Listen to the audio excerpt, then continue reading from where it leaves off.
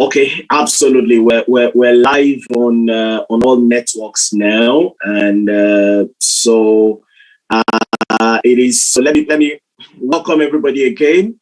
I welcome you all to this to the webinar. You won't believe it. This is the 58th webinar that we will be doing on a weekend like this. So we give God all the glory, and that is we've had number of weekends where we've had to, do only internal things, where we weren't live on air. There have been we've also taken an annual leave for maybe like 2-3 weeks in the last year, so to have done 58 different webinars, we have come a long way, and we give all the glory to God. We thank all of you at home, at work, wherever you are. Those of you keep following us on a weekly basis. You always make it a fun time with us on this channel, and I just want to thank all our members, the leadership of this organization as well, across every strata, who continue to do all the hard work, particularly my ever hardworking Secretary General. I can never tire of mentioning his name and thanking him for all the work he does in the background. The Secretary General of this organization, Comrade Shola Fayemi, thank you so much. Thank you to everyone, and thank you to all our guests. We've had guests from politicians to comrade to captains of industries. We've had we've had a lot. Basically, mentioning we've had a lot, and we're so grateful to God for having provided us this opportunity. And of course, our special guest for today, we must. He's been one of those who he's more or less like a member of the family right now. He's always been there, always participating. And I want to thank these beautiful graphics, these beautiful applied graphics that we're using today is such a fantastic one. So I'm just trying to adjust as much as possible just so everyone can say it. Is just, I thank all the team that made this possible. I love this graphic every time I say it. Those are youthful faces, and that's one area of concentration for us as an organization. We applied. We believe we can definitely make a change, help transform this country, Nigeria, and indeed the whole world. And by God's grace, we shall do it. It is my pleasure tonight, without wasting time, to welcome, this wonderful man. Call him controversial, call him anything. I don't think you mind, and I don't think I mind as the convener of this organization by the grace of God. Is someone who is never afraid to air his views, to voice his opinions.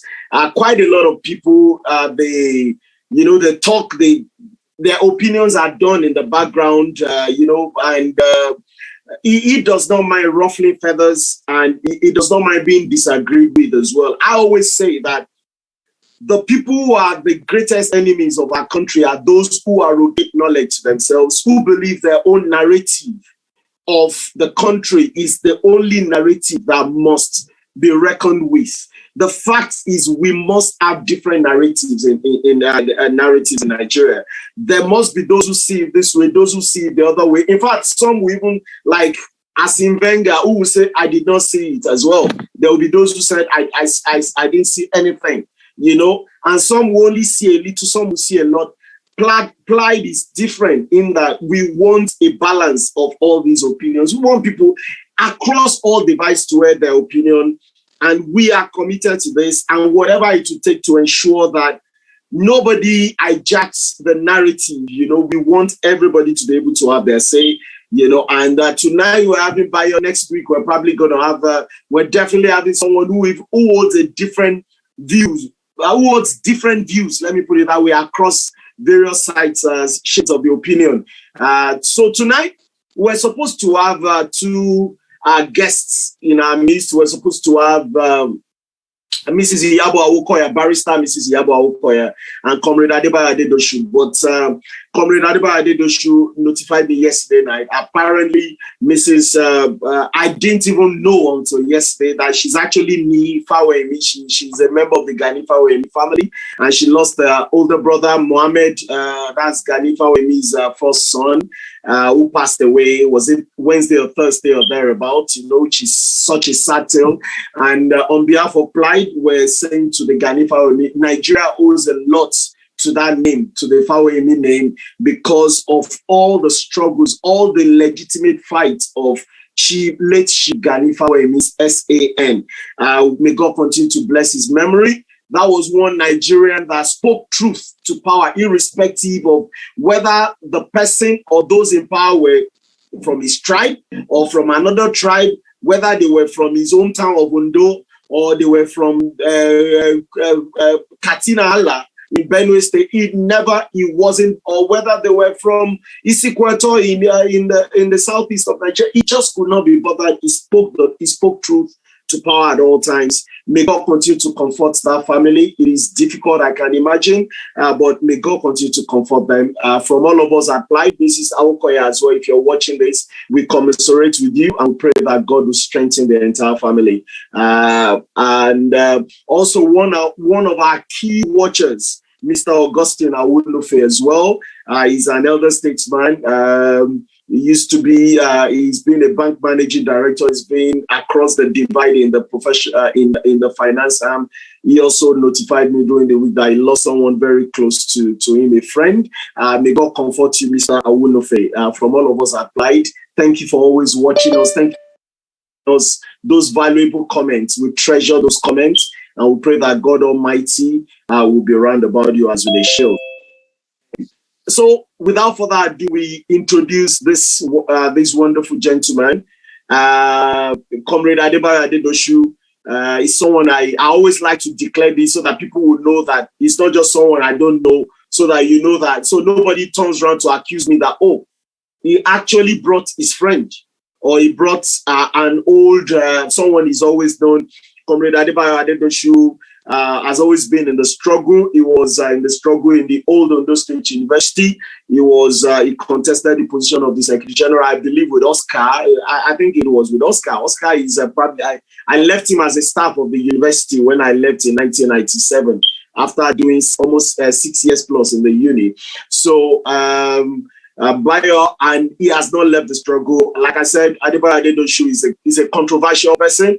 Very controversial on Twitter. He's always, you know, you can be sure if you go there on Twitter, you see the Robodo Monica with all the fight here and there, but he never shies away from stating his own case as far as the Nigeria question is concerned. He's a prolific tweeter. That's TWETER and Social Critic. He is a very, very astute professional in the field of information and communications technology.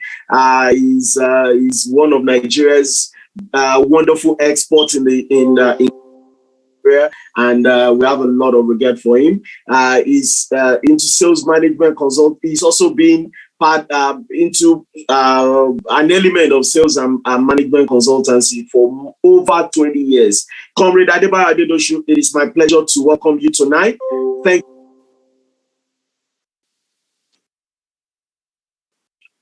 you. You're muted. Me. Okay. All right. Thank you very much, convener, today for having me. Honestly, you're somebody I can never turn down. And the only reason I will never turn you down, or that can never turn you down, is just one reason: Nigeria. Anything that has to do with Nigeria, trust me, anybody can call me. Even now, if I'm on top of my wife, I'll get up to discuss Nigeria. Because, you know, when you're with your wife, then she's number one. Yeah, any other thing can wait. Thank you so much. You know, so I just want to quickly introduce the in-house panel tonight. We've got quite a few. I've got Mr. Ajay. I think he's you know, so I've got let me just go through the list in-house. We've got our Secretary General, Comrade Fayemi. Thank you so much for joining us. We've got our head of the Political Action Directorate, Comrade Yoban. Thanks for joining us this evening. We've got Ms. Oluwatosi Adekoju. We've got one of the, like they will say in Ibadan, Sean of the Soil, one of the Seans of the Soil in Lagos State, Mr. Adeyinka Freeman. And there is, of course, Comrade Ajay here with us as well. And we're still expecting a few more in the in-house panel. We kick off this topic straight away because we've got a lot to cover. There's no way you're going to be able to cover this just today, but let's do the best we can, Comrade Adedosu, and hopefully we'll, usually we know we can always bring you back sometime in September. Even though September we've got a loaded one, we've got a few politicians, we've got quite a few people to bring up, but we want to try to also, I think we've got 5 weekends in September, so we're most likely able to squeeze in something because we made our 1 weekend before, but our training arm made us realize that they're only taking the month of August, they're not extending into September. So we've got the ANAMBRA. For those of you who are watching, there are quite a few things. The ANAMBRA gubernatorial election and the dissent of the courts, it has become a habit. Our elections are do or die. It has become a rigmarole. We got many politicians who do not have a forwarding address. They do not have a second address beyond their political addresses. So, and that is why when it comes to elections, they're ready to kill people and they're ready to die as well. So we've got this situation where across all the parties, PDP, there's crisis. They're in courts. You've got the ABBA, which is the ruling party. They're in court as well. You've got the Judo KK faction, and you've got the governor's faction with Chief Oye, who is supposed to be the national chairman there, and you've got, of course, our former CBN governor, Chukuma Soludo, who is the gubernatorial candidate of one of those contending for the gubernatorial candidature of the All Progressives Ground Alliance, ABGA. And then you got the APC as well. All of a sudden, they said there were no primaries. Ngige Anko said there were, but at least those ones seem to have found a way to pacify quite a lot of their members to accept Chief Andy Uba. That was the same man who was supposed to have small good cash to a presidential aircraft when Obasanjo was president, when he was special advisor. One of the closest aides to Chief Olusegun Obasanjo. And that's a reminder for those who say, well, Nigeria had no corruption under Obasanjo. Well, on a presidential jet, cash, actually, it was in another country that they stopped there, that they found out and they had to seize the, so these are some of the things, so corruption has started ages ago in Nigeria. So we've got that, all of that going on. And then all the courts. You see people going to get the judgment from Zamfara High Courts. You see them going to Yobe High Court, a Kano High Court. So you just know these people are forum shopping for favorable judgments, maybe relying on the governors or maybe other people in those other states who can actually push one or two things for them. Why has it come to this? That is one of the topics we'll be discussing today. And of course, still on the PDP, Nyesom WIKE and SECONDUS. You've got the governor of Rivers State, the most powerful man, whether we like it or not, in the PDP, because we've got it on authority. Well, we do read about it all the time that almost Ngwandele is the one financing the PDP. The PDP they can't pay salaries, of their staff, headquarters. And then you've got the governor who single-handedly installed this man, trying to remove him. So you've got this battle going on, and then the PDP is a bed of crisis all over. And then, if you take it further, a few weeks back, we started hearing about ABBA the tailor. Our Uncle ABBA became a tailor, and he actually has a store as well, where if you need to pick up your clothes, all you need to do is just look for that police station. But that police station is actually a store as well, where you can pick up clothes, and HUSHPUPPI, And don't forget, we're talking about this same Super Cup, quote and unquote, with Obi Kubana in Oba a few weeks back, where they shamed and they disgraced money. and money was wasted, and he was there. Someone who was supposed to, be above board, who was supposed to, of course, we're not accusing Obi Kubana of anything because we don't have evidence of it, and implied we don't throw away idle allegations that we cannot prove, so you've had this, and then all of a sudden, it has become a case of where the person comes from. Northern groups have started coming out to say he's our son. No, our son must not be extradited. They are victimizing him because he's our son. Why are we like this in Nigeria? And then all of a sudden, of course, the man came out himself. He even made it more shameful, trying to give excuses. But he actually, he left more questions. Initially, it was 300,000. Later, we heard it was a few millions. Then from Abba the Taylor, Abba now became the debt collector. So we don't really, these. And of course, the continuing Twitter ban in Nigeria. I am more than happy that the Twitter ban, we don't even talk. If there's not enough time, if we don't have enough time, we can always leave that to the next one. Of course, we expect Twitter might be unbanned before then, based on the positive outcome of the talks during the week as announced by the Minister for Information, Alhaji Laiwola Mohammed, so we'll go straight into the topic for tonight. And I'm going to ask you, Bayo, what is happening in Anambra and why have our courts descended into the arena? What is going on? What is behind it? What can be done about it? How can we stop this? Is there no one to hold these judges accountable? Over to you, Bayo. Thank you very much, Tunde. I think you want me to step on the cobra's tail today, and I will not shy away from stepping on the cobra's tail. The first thing is, who is Andy Uba? There is allegation in Andy Uba claimed to have schooled in North America, of which Canada is part of. And he banded the information then that he attended Concordia University. Based on the little knowledge I know about Canada, Concordia University is based in Canada. And the name that was bandied around then for him was Emmanuel Nnamdi Uba. Concordia University confirmed that there was an Emmanuel Uba that got admission but never attended the school. That was when the name changed, that no, it's not, Emmanuel is different from Andy. Nobody in particular can say this is who Andy Uba is.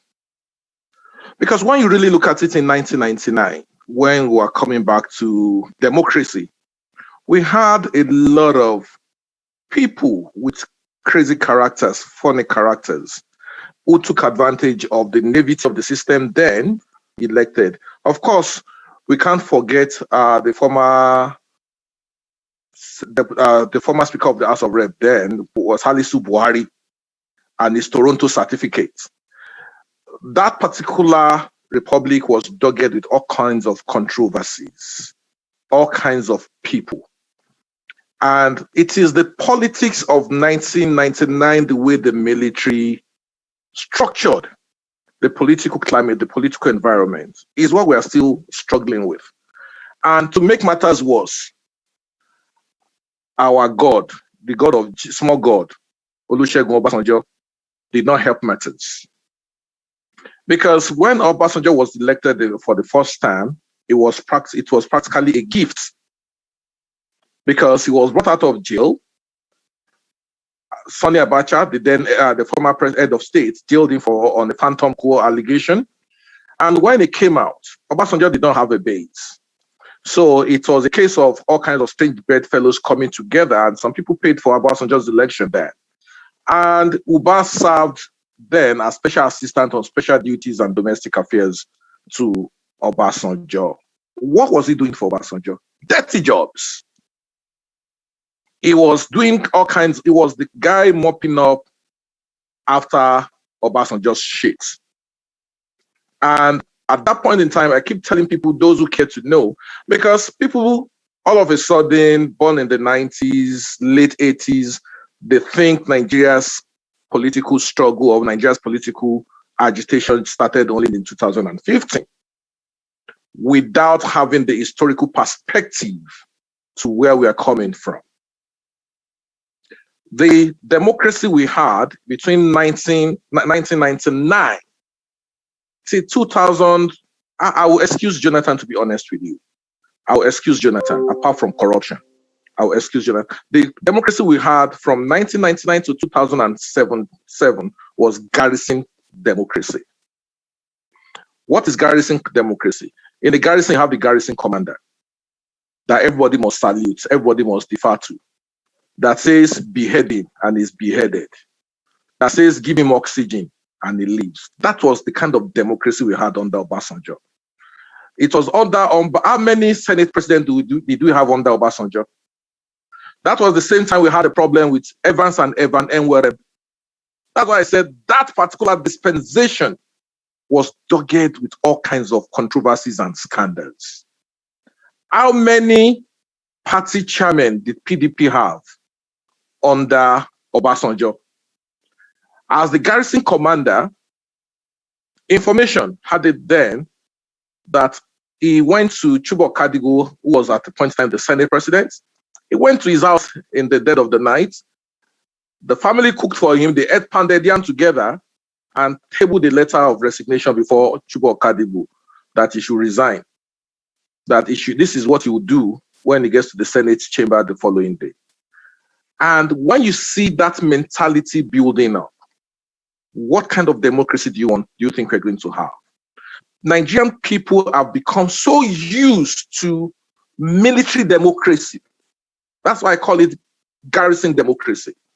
We've gotten used to military democracy where somebody who is above the law, Obasanjo never obeyed any court judgment. It was flouting everything. Obasanjo single-handedly held on to Lagos state funds, even when the Supreme Court gave judgment against it. And that introduced impunity into our body politic. Obasanjo single-handedly removed Fayose at gunpoint. That Fayose had to run for his life. Obasanjo was behind the adoption of Ngige as governor. And who did he use? The Uba brothers. So when we now look at it, it just goes to show that the political personalities we have of today are elements who actually created the foundation for the anarchy that we are trying to mop up today. Are we going to have a sane political environment? Yes, we can, but it takes a lot of work, and it takes a lot for the average Nigerian to understand governance and government. It takes a lot for people to understand politics and governance, and also for us to be able to look beyond the name of a political party. Because what we elect our party, we will only do elections based on parties, not based on character and pedigrees. People like Uba, in the first instance, should not even be in the terrain, should not be out there throwing themselves out that they want to rule anything. At most, let him continue to rule his family, because one brigandage will lead to another one. And that is what we continue to see, where governors have become so powerful that they are now above the law. But when there is a problem, that's when they'll say, no, they are not in charge. The ANAMBRA debacle, let's trace it back to Babangida, Association for Better Nigeria, Yomi Davis and Arthur Zeribe. These people were used to truncate June 12, at least to lay the foundation for the truncate June 12, right? They went to court just on the eve of June 12, June 11 to be precise, 1993, to get an injunction stopping the election. Knowing that it was too late for the election to be stopped. And what did they rely on? They created judicial confusion. Babangida created a judicial confusion. Then again, what was it called? NEC, as it was then, also went to court, got an injunction. So injunctions were flying in the dead of the night all over the place. And what did Babangida use as excuse? He said there are too many court injunctions, and since the system is not obeying any, the best thing was to nullify the election and start all over again. And we are back using that same template. And unfortunately, we have a judiciary that we should congratulate ourselves for being the most corrupt ever in history of Nigeria. They've achieved that. Between 1999 until now, we have the most corrupt judiciary, if not in Africa. We have judiciary where judges are multimillionaires. We have a judiciary where judges are shareholders or directors in companies while still in active service. I'll put it to you this way, so that we'll understand where we're coming from. Of course, my dad was a lawyer. While he was in legal practice before he passed on in 2009, there was a case that he was going to win hands down. But somebody from the court, from the judge's chambers, reached out to my dad. What was he going to do for the judge? Because the other party had reached out to the judge. And my dad was like, do for the judge like how? And the guy said, Baba, you should know that now. You need to see the judge. My dad was like, I don't understand. See the judge in his chambers. Is it that the judge requested to meet with me or what? He said, no, Baba, that's not, they called him Baba. I said, that's not what I'm saying. You should understand, Well, like, can you come straight, just tell me what the judge wants. Say, the other party have actually brought something really good. Can you counter it? So judgment has always been for sale for well over 20 years, at least as far back as 1993, okay, let's say 1995 down. Judgments have been for sale for the highest bidder. And when we want to review most of political related cases and judgments, you always tend to say, come on, are these judges sleeping or what? There is a perceived partisanship in the Supreme Court today. A particular judge is very feared that any case that she presides on that is from another party, that particular party is losing. Because why? She was first lady to a former governor of Rivers State. Who are we talking about? Mary, what's this woman's name? Odili. Mary Odili, wife of Peter Odili. She was promoted. She got rapid promotion because they needed to fill up spaces for future. It's not for nothing that the PDP anticipated they were going to rule for 60 years because they were putting people in strategic positions of need. And that is what is haunting our system today. The judgment of the Supreme Court is no longer consistent. What you ruled against in one instance, the same thing is what you ruled in favor of in another case. And when they would not brought the same judgment to you, that there is inconsistency, you penalize the party that was asking you to be consistent. So what is happening in ANAMBRA is a reflection of the foundation laid for this particular democracy we are having now. Nigerians are not used to rule of law. We shout rule of law without understanding what rule of law is. Rule of law, as it was being done then, was ruled based on the whims and caprices of an individual, of a particular person. If you want to hear the truth about Nigerian democracy from 1999 to 93, talk to Fayose. He will share his experience with you. Talk to, what about Ladoja, the way he was removed in Oyo State? You see that the courts are no longer the impartial judge they are supposed to be. Because when you say you got an injunction, you got the injunction at 8 p.m., which court opens at 8 p.m.? Is it that the judge ruled in his house? Who? When did you file the application for the injunction that the judge ruled over at 9 p.m.? It is a shame that what we are witnessing today, people don't understand the foundation, how it was laid. And I can't in the life of me give my support in any way to Andiuba. Those who lack history, or those who choose to be lawless, may think he's fighting for his rights. Nobody is fighting for the Nigerian masses. The average politician is only fighting for himself.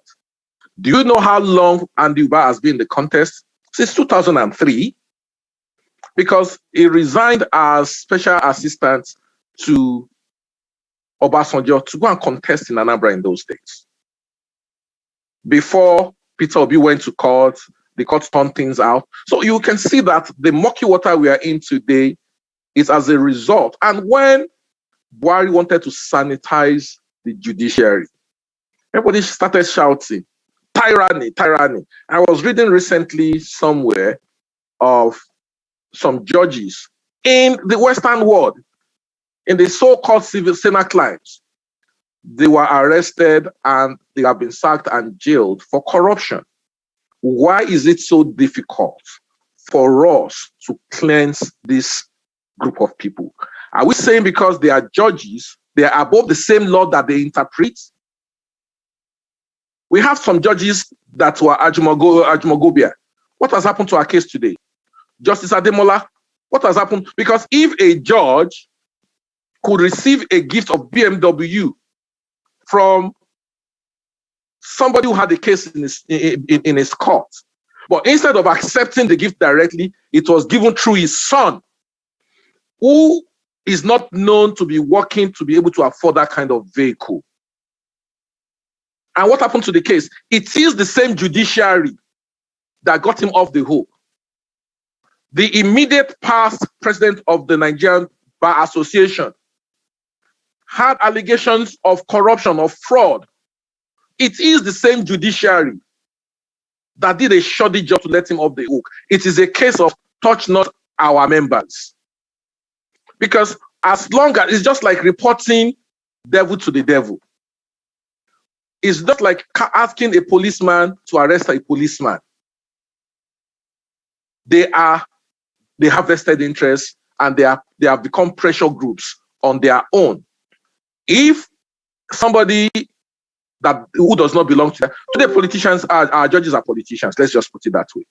For as long as we are not able to clean our judiciary, this is what we'll continue to have, for starters.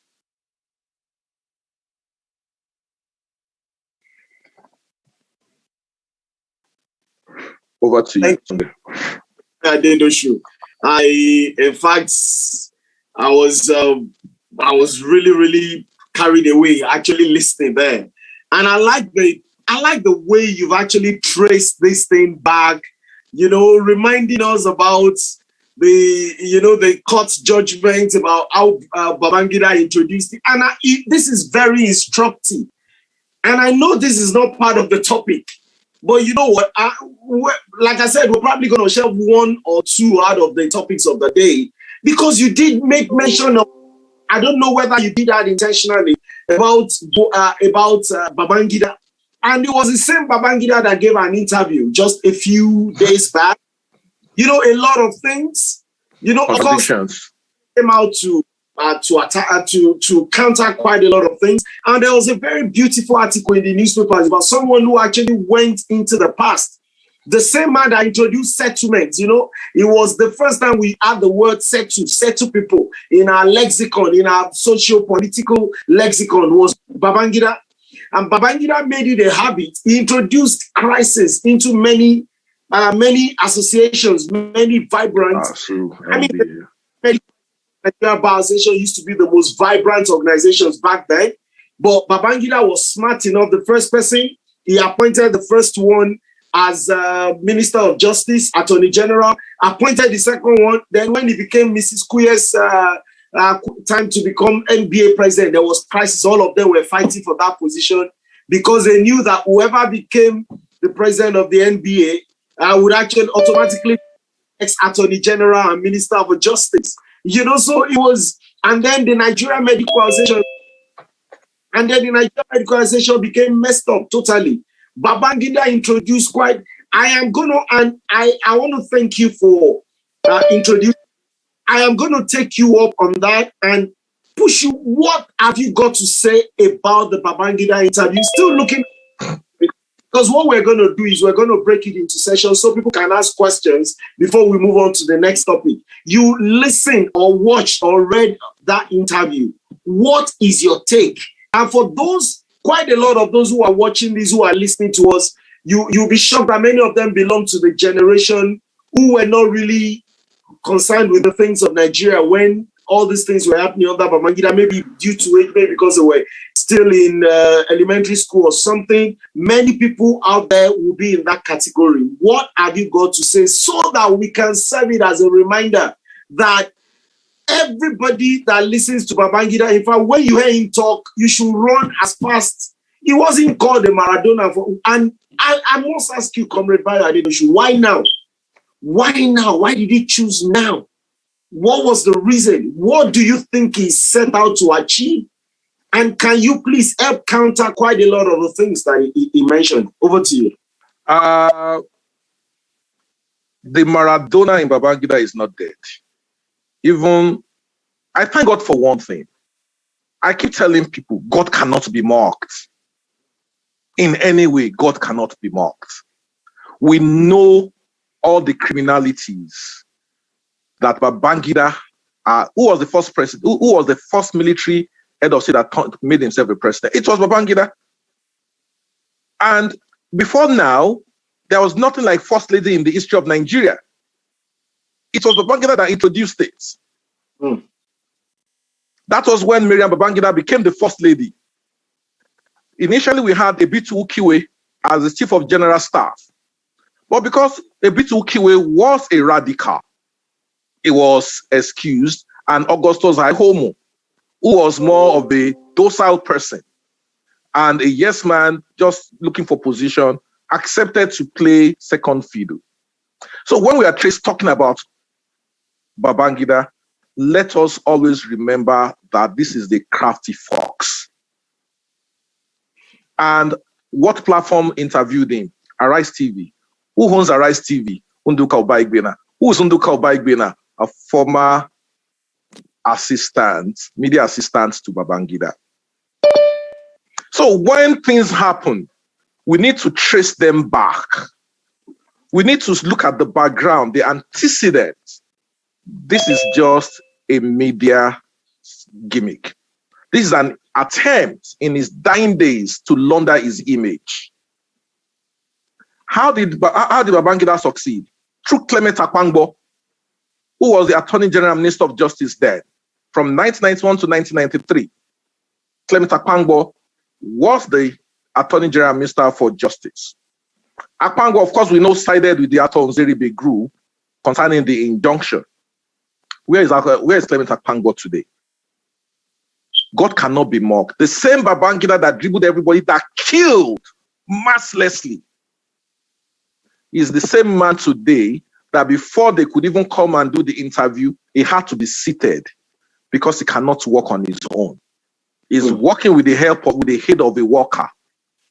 When you see his foot, it's like he has elephantiasis. He cannot wear shoes. When you see him being interviewed, the agbada, the flowing is always flowing to the ground to cover everything. That is, God knows how to deal with people. He will get your judgment on this planet hard before you die. And like my dad would say, that when God wants to punish a man, he will make his wife to die before him. The backbone of Babangida was Miriam Babangida. As a matter of fact, that time people were calling him witch, that she was the head of the witch in Nigeria, this and that. But the moment Miriam Babangida died, things started going south for IBB. Anybody that believes or believed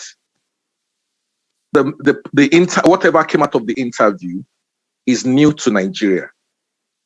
And such people, I will excuse, I'm sorry to say this, I will not hold any discussion with such people. I will not waste my time.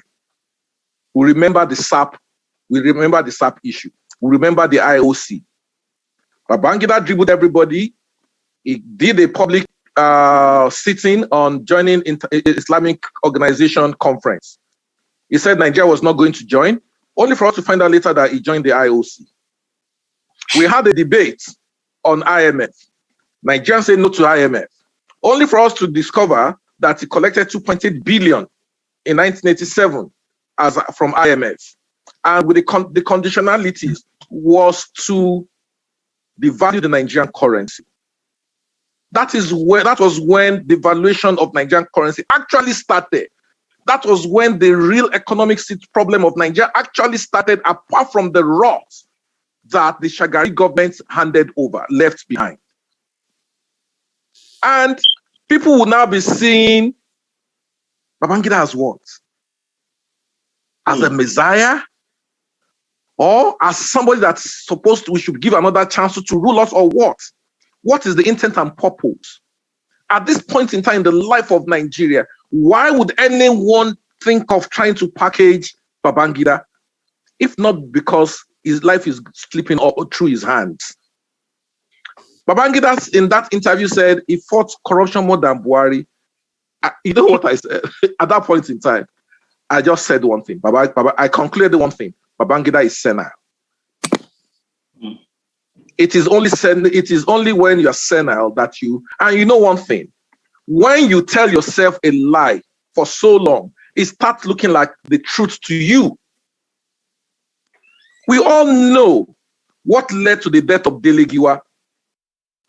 We all know how Babangida killed Baman Ilya Vatsa, the best poet the Nigerian military has ever produced.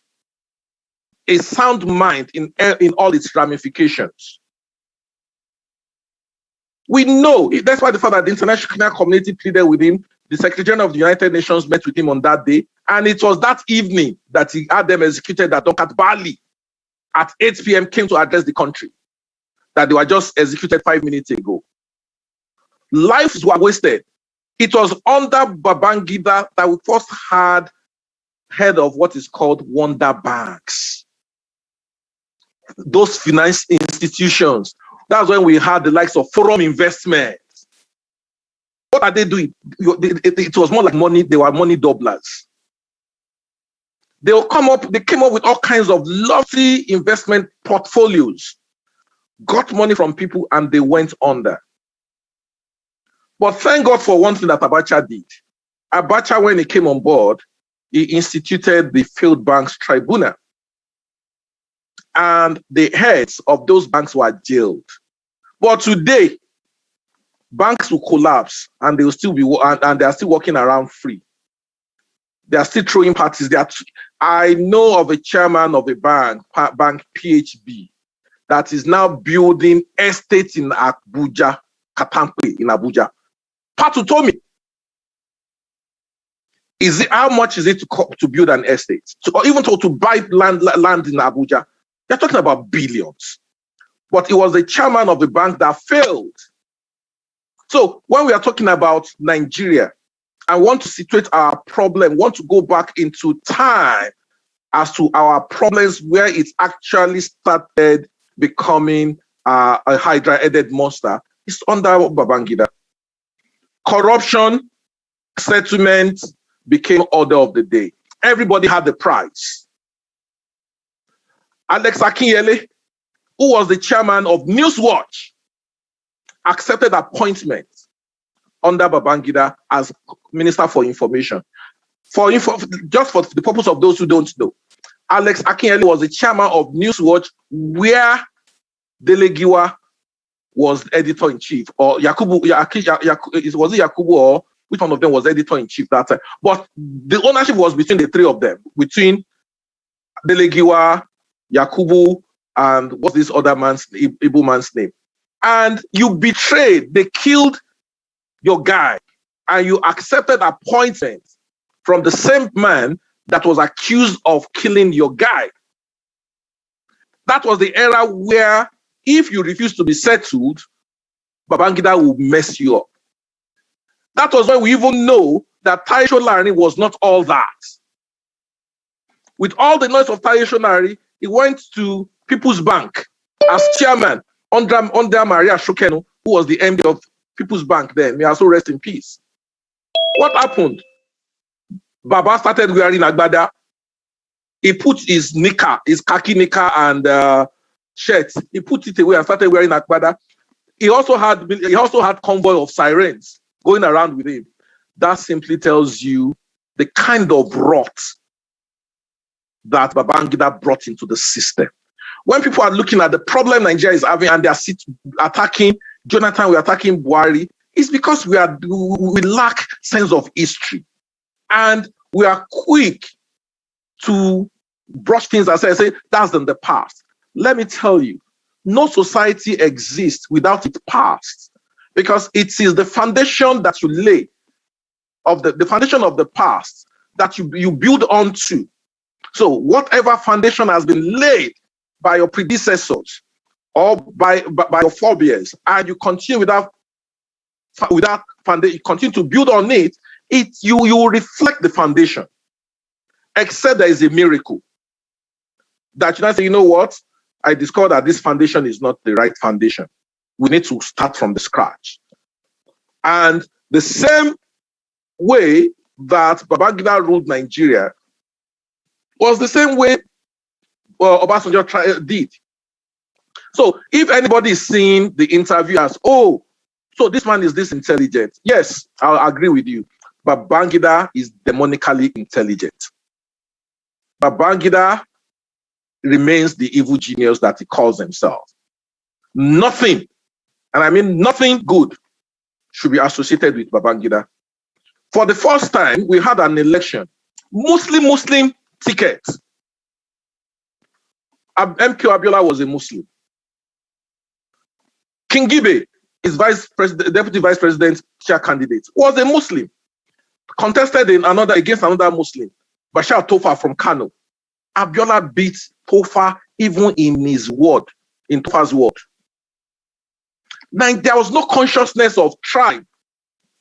There was no consciousness of religion that time. Well, how did June 12 fail? Babangida introduced ethnic agenda, ethnic excuses. Started making it to look like it's the North against the South, or the North against Yoruba. And because of that, other tribes pulled out, okay, it is Yoruba's problem. That was how the June 12 became diluted and lost its vibrancy, lost everything. But today, somebody will now see Babangida as someone that is sane. It will take insanity for you to believe Babangida is sane, or anything associated with Babangida is sane. That is my take for now. Oh, thank you so much, Comrade Adedosu.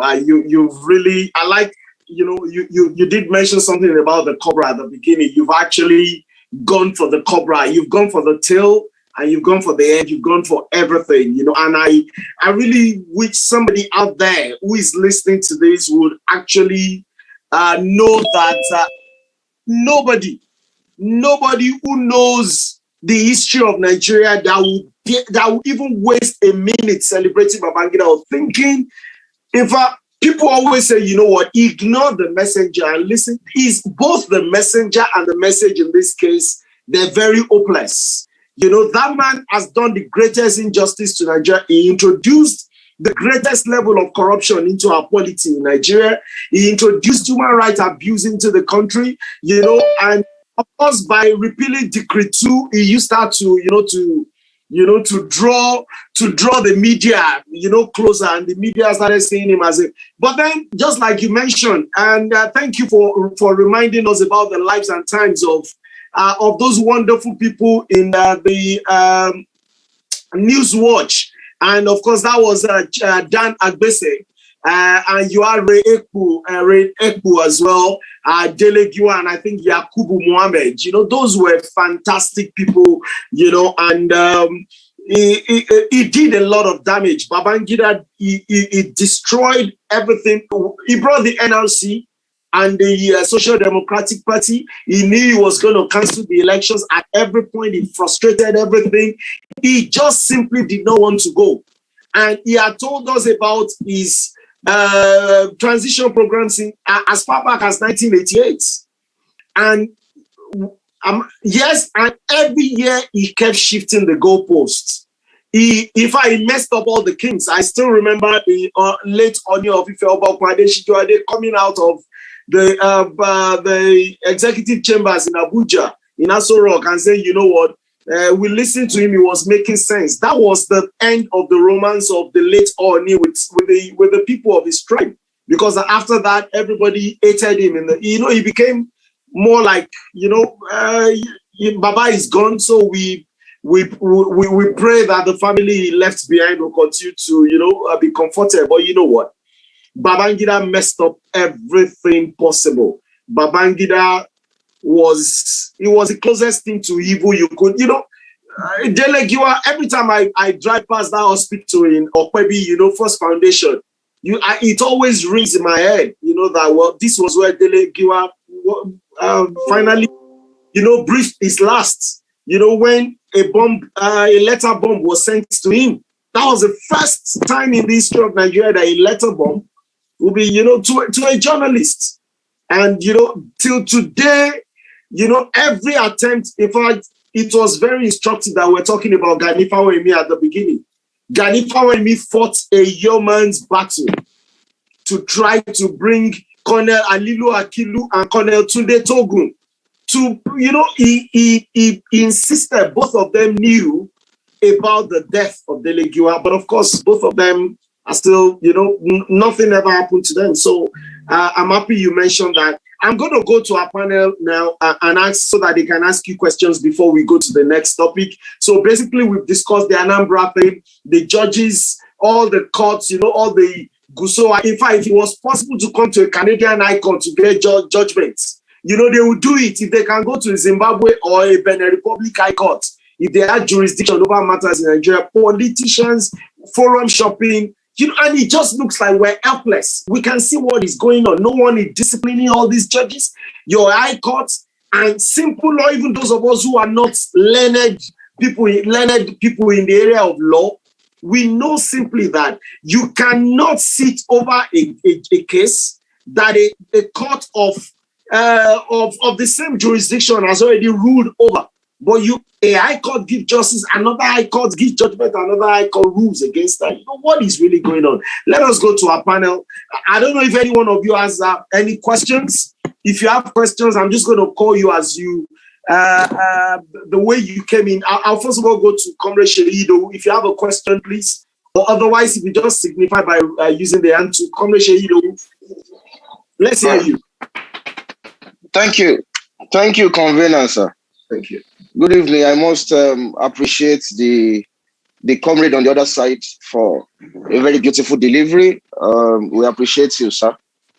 Well, I have few comments, of course, which our guests would have reasons to respond or react to.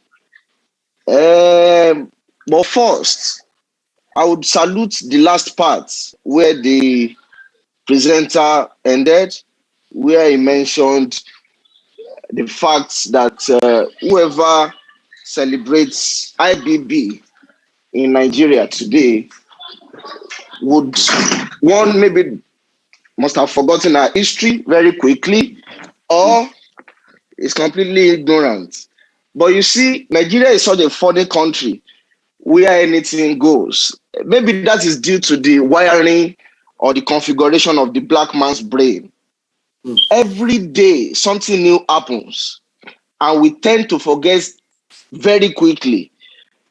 I experienced very recently at work, I entered the public sector with this radical mindset that questions why people act in so many funny manners. People will just lie against you. And these lies would be very obvious that others could see that this man has grievously lied. Nobody would challenge it. They would end up saying, you guys should just settle the issue. When I expected that people should just point it out, that you have lied against a system or against a process. And let this man know so that by telling him point blank, this would serve as deterrent. A very practical reason why we are here. But because nobody would say it, and you just discover that as emotional as you could be on matters of immorality, people will just gloss over it as if it were nothing. They will just simply say, you guys should just resolve the matter.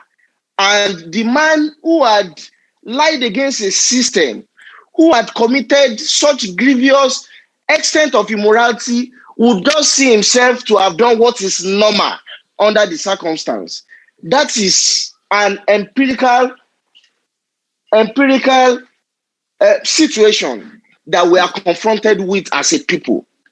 All right? So that is why a Babangida or an Obasanjo will still sit, address the media as if though they were the angels that Nigerians ever had or who had ever ruled Nigeria. I'll leave that. I'll go to the issue of law enforcement Nigerians ever had or who had ever ruled Nigeria. Okay?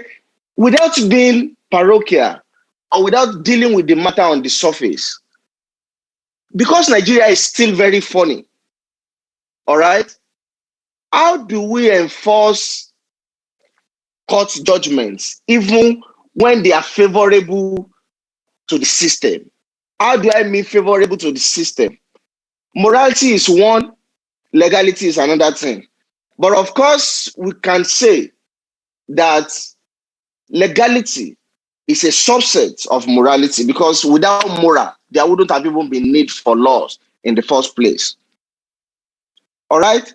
Now, Obasanjo could walk from the villa to Chuba Okadibo's house because he had the full instrumentalities of power.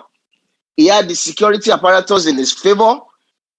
And Okadibo, of course, and whoever, as the case may be, whether then or now or later in the future, if Nigeria constitution remains as it is right now, is aware that the commander-in-chief of the armed forces of the Federation of Nigeria has all the powers in the world to use security apparatus against him or her, or judges for that matter too. That is why it has become so easy and seamless for anybody to do anything to affrontly disobey court rulings and go away with it, especially when you are on the part of the government. If you so rule against an opinion of Buhari today, what can the Supreme Court judge do against you? If Buhari so says that is the way it should go, or Obioma Agege walked into the Senate chambers, removed the mess of the Senate, and he walked out. And it has remained under the carpet till today. The simple reason is because he had done what the Aso Villa boys would applaud. And what would come out of it was to compensate him by making him Deputy Senate President of the Federation of Nigeria. Who ensures that the resolutions of bills or the resolutions of the parliament is implemented by the executive as stated by the constitution? The president can so decide that I will not implement and nothing will happen. So the conversation is deeper as to how we are here. One, because we are blacks, we are configured to feel whatever is not for us can never fly so long we hold on to the instrumentality of power and nobody is challenging it. We were here when the House of Reps in America wanted to sit, and because Trump felt the decision was not going to be in his favor, he sent people to the parliament. There was all of those that happened at that point. But the security apparatus in America, because it was American first before Trump, because American democracy must be sustained, the sanctity must be preserved. We all saw what the system did. The system automatically went against the president.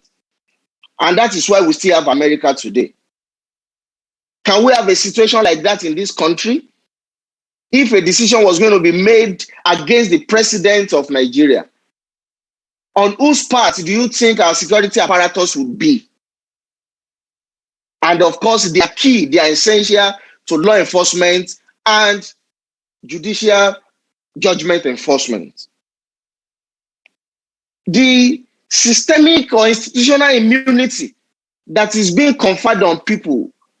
The presenter talked about, mentioned one Mary Odili the other time. It is in this same country, even though we are all aware that we would expect the judgment that Mary Odili will give at any particular point in time, regardless, and she would not stay shy away from delivering that judgment because she's so sure that she had the institutional immunity. And you will see lawyers who will gather to defend her because they will say, why are we not following due process? And she will continue to perpetuate that. So these are conversations that I want us to address as to why we can get out of these shackles. My opinion for now, sir. Thank you. Thank you so much. That's he spoke like the directorate that he heads. That's our director of the Political Action Directorate. Thank you so much, Comrade Oban. I really appreciate that. I know the kind of guests we have today. I know our speaker, he doesn't shy away. He'll be dying to, frontally take on those issues. But let me just call on a few others, just so. I'm just gonna. Sorry, I'm gonna limit everybody to about 2 minutes or thereabout, just to push your opinion on that and let us know. I know Adeyinka Kayode came in after that, so let's go with, of course, my secretary will be last on this. Adeyinka Kayode, if you have a comment on this, just unmute yourself and let's hear you.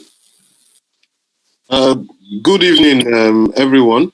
Starting on the existing protocol. For me, I think if we are to look at the problems of the country, we cannot take in isolation that the evils that started in Nigeria actually started with Babangida. I mean, if a foundation is not okay, and what are we talking about here? I mean, the current people or the current set of people who are there now campaigned on a no-nonsense reform Democrat who was going to come in to change the system. And we also had a law professor who was supposed to back up these reform Democrats. What we have there today is entirely different from our expectation. Maybe they have good intentions because I can't speak for them. But to fix the country, you need to go to the foundation. To fix a home, you need to look at the foundation. So we cannot talk about, this particular person messed the whole thing up. This person did this, this person did that. Babangida did not destroy Nigeria alone. He didn't destroy Nigeria alone. There were other people who were culpable, who could have put a stop to some of these actions, but were part and parcel of the process that has brought us to where we are today. I was discussing with a friend a while back, and I said, I remember the time when we would leave Abuja and go to Kaduna, Jos, Benue over the weekend, and then we'll drive back to Abuja. I don't think you can try that today. At least if you would try that, you're going to have prayed, fasted, and you would have sought the direction or inspiration of the Holy Spirit. Pardon me, I'm a Christian, so I will speak about what I do. Before you head forth on that journey. So we need to, if we don't fix the foundation, we will keep talking, this person is bad, that person is bad, this person did not try. If the system is wrong and the foundation on which that system is built is wrong, we are not going anywhere. This country can't be good. It's not being sentimental or speaking positive. He's saying it as it is. And we need to get to that level where we throw away party affiliations and accept that there is something wrong with the nation. I'll heal the ground for others to have it. Thank you. Thank you so much. And when you said that, you're actually spot on. Of course, I'm going to leave our learned speaker to address the issues you've raised. But straight away, when you were talking about it destroyed Nigeria alone, SAP came to mind. And SAP is probably the most devastating economic policy we've had since independence. And the architect of SAP, you don't have to look further than Chief Olufalaye and Chief Kalu Idika Kalu. You know, so, and these are not nothingers, you know, and these are people who are, you know, don't let me take Bayo's place, you know. Let's go next to, I'm just trying to take you as you came in. Abidemi Onojobi. Let's take Comrade Onojobi. Good evening, Mr. Convener. Good evening, Comrade Adebayo Adedosu. I think today is quite an interesting session, and more than ever before, I was able to really understand the position of Comrade Adedosu, because some of us see you as a die-hard supporter of Buhari. So today I can understand where you are coming from, and I think that's one advantage or one opportunity the session today has afforded us. However, I believe that at any point in time, just as Comrade has said, there will always be history, right? And the fact that we had a bad history is not a justification or excuse or a ground to excuse people that are paid to fix that history, right? And for me, that is a point where I will have to comment, because he made a comment that, oh, when people blame Jonathan, blame Buhari. But I think they have that responsibility, they have that duty, right? They campaigned that they can fix the problem. If we give them the opportunity to, as a matter of fact, I tell people, yes, I'm not in support of Buhari today, but I campaigned rigorously for Buhari in 2014 because I believed he could do it. But he disappointed me, and I'm not just going to rub his head for that. And for me, I think when people apply for a job, when people are being paid for a job, right, they should do it, and they should be held accountable for that. We can't excuse that. Like they say, if the heat in the kitchen is too much for you, get out and allow another person to take charge, right? And for me, that's one thing I think I would not. I don't want to excuse. And besides, I see a lot of things that will give. Okay, he also made a soft allusion to the approaches that the government of the day adopted while taking on the so-called corrupt judges in courts, because it was just allegation to today. I'm not aware of any significant action to ensure that people that are suspected to have committed a crime were brought to book, because that is the only way we can make this country to move forward. It's not about media trial. It's not about intimidating people. It's about letting people know their consequences for their action. And the moment you are unable to demonstrate that there is consequence for action, which is my major disappointment in the man we have there. If people are not able to, people cannot understand there are consequences for action, then he is contributing to making the country worse, which is actually what we have today. And for me, why I will not excuse that, because this is the same man. Before he came on board, he was questioned, he was interviewed, and they asked him one critical question. They said, you are coming in as a democratic president, right? This is not a military authority. How do you hope to achieve all your aim? Knowing fully well that you have people at the National Assembly, and the man said all the laws needed are in place. So if he had that opinion, why is he coming to use extrajudicial means to address issue? Because that is part of contributing to the problem. It's the same thing. Just a big man can just harass you because he has access to one police DPO and all of that. That's what we're talking about. And leadership is influence, right? Leadership is influence. Whatever you are doing, rightly or wrongly, people behind you are watching, and they are going to behave the same way.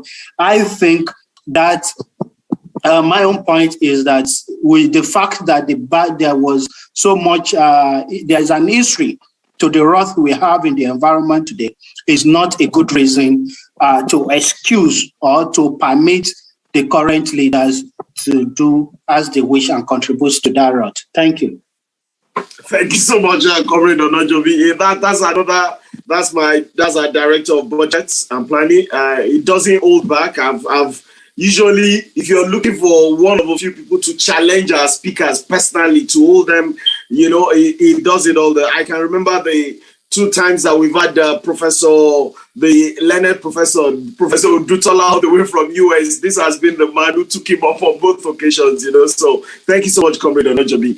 I believe the next, in order of how you join the program, I believe Miss Tosin Adepoju, do you want to contribute to this topic? If yes, just unmute yourself and let's hear from you. Okay, we're probably not getting anything from there, but Alhaji Aminu Abdikadir, okay, there's no audio in that. If you can turn on your audio, then we can call you Alhaji Aminu. So just turn on your audio, then we can call you. But I'm just going to go to Ms. Sheolu Olobinton. Sheolu, let's hear from you. And after that, our SecGen before we go back to our speaker. I saw Comrade Richards Jimo a short while ago, but I think okay, okay, trying to enter back into the room now. Okay, so Mr. SecGen, let's hear from you because we need to go back to Bayo very quickly. Bayo he can't wait, you know, to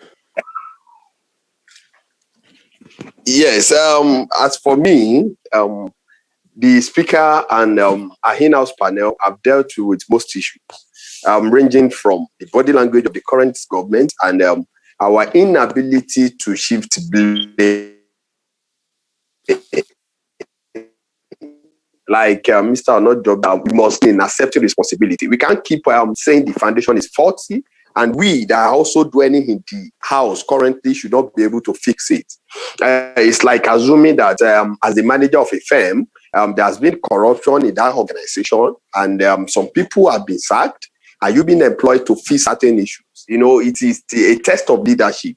It's a test of character and moral for you to live up to the expectation. So for me right now, so many issues have been said, which we expect a comrade, who is the speaker, to address those issues, and from that we take it up, then and 1 or 2 observations of view we might need to contribute. Thank you, Mr. Convener.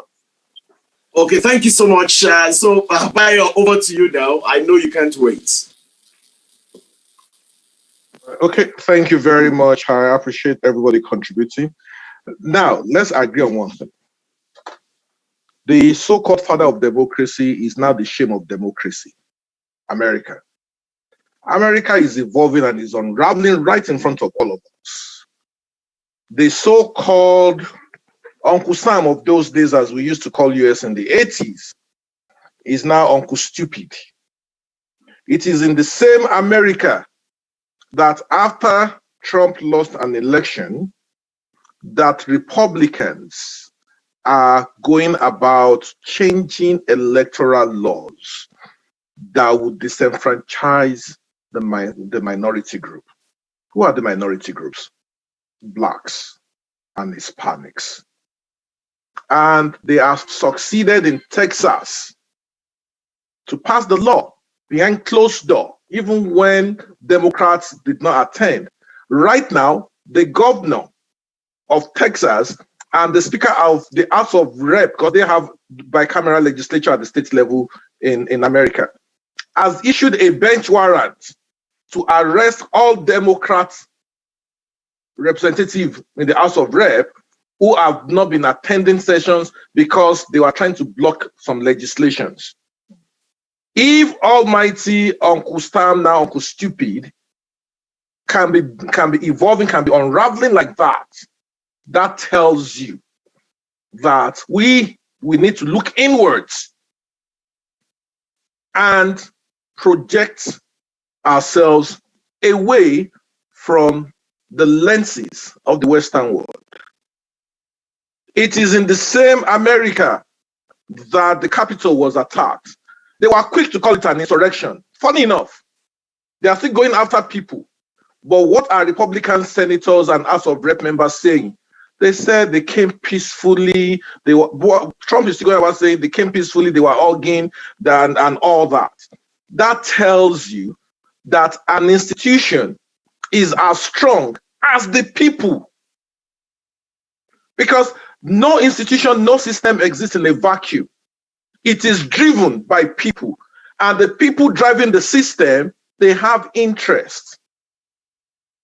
When we're talking about sincerity of purpose, are we saying America's democracy as it's unraveling today is the best anybody wants to copy?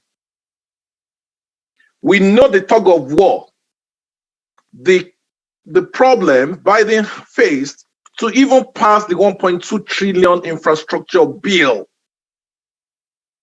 The fair electoral bill put together by Biden is being stepped down, and they are not allowed to even have a debate on it, not even to talk of passing it, just ordinary debates they won't have. The same America is unraveling. The January 6th insurrection, the Republicans have killed, they shut down the investigation until Nancy Pelosi decided to go in a different direction. So when we are talking about institutions, we are the institutions. Institution does not exist without the people. We create the institutions, we decide how the institutions work. No matter how you automate a system or a process, if you don't turn on the computer, the process will not run, it will not run itself. Because you need to feed things in. You need to have source codes. And somebody can come and change the source codes. That is what is happening. So right now, let's even put any talk about the Western world and all that. I'm not a fan of the Western world. I live in the Western world, but I'm not a fan of copying anything the Western world. That is why I believe, as a Nigerian, that I will always be proud of. We need to tell our own story. We should not, it is the same America that messed up Afghanistan. Taliban has run over the entire country today. It was the same America that refused to sell an ammunition to Nigeria at the point, just because some politicians who felt aggrieved, decided with some NGOs and some CSOs, civil liberties organizations, to write up some stupid report alleging human rights infringement. But today, America, it is the same America that is saying Boko Haram is about the fourth or third deadliest terrorist organization.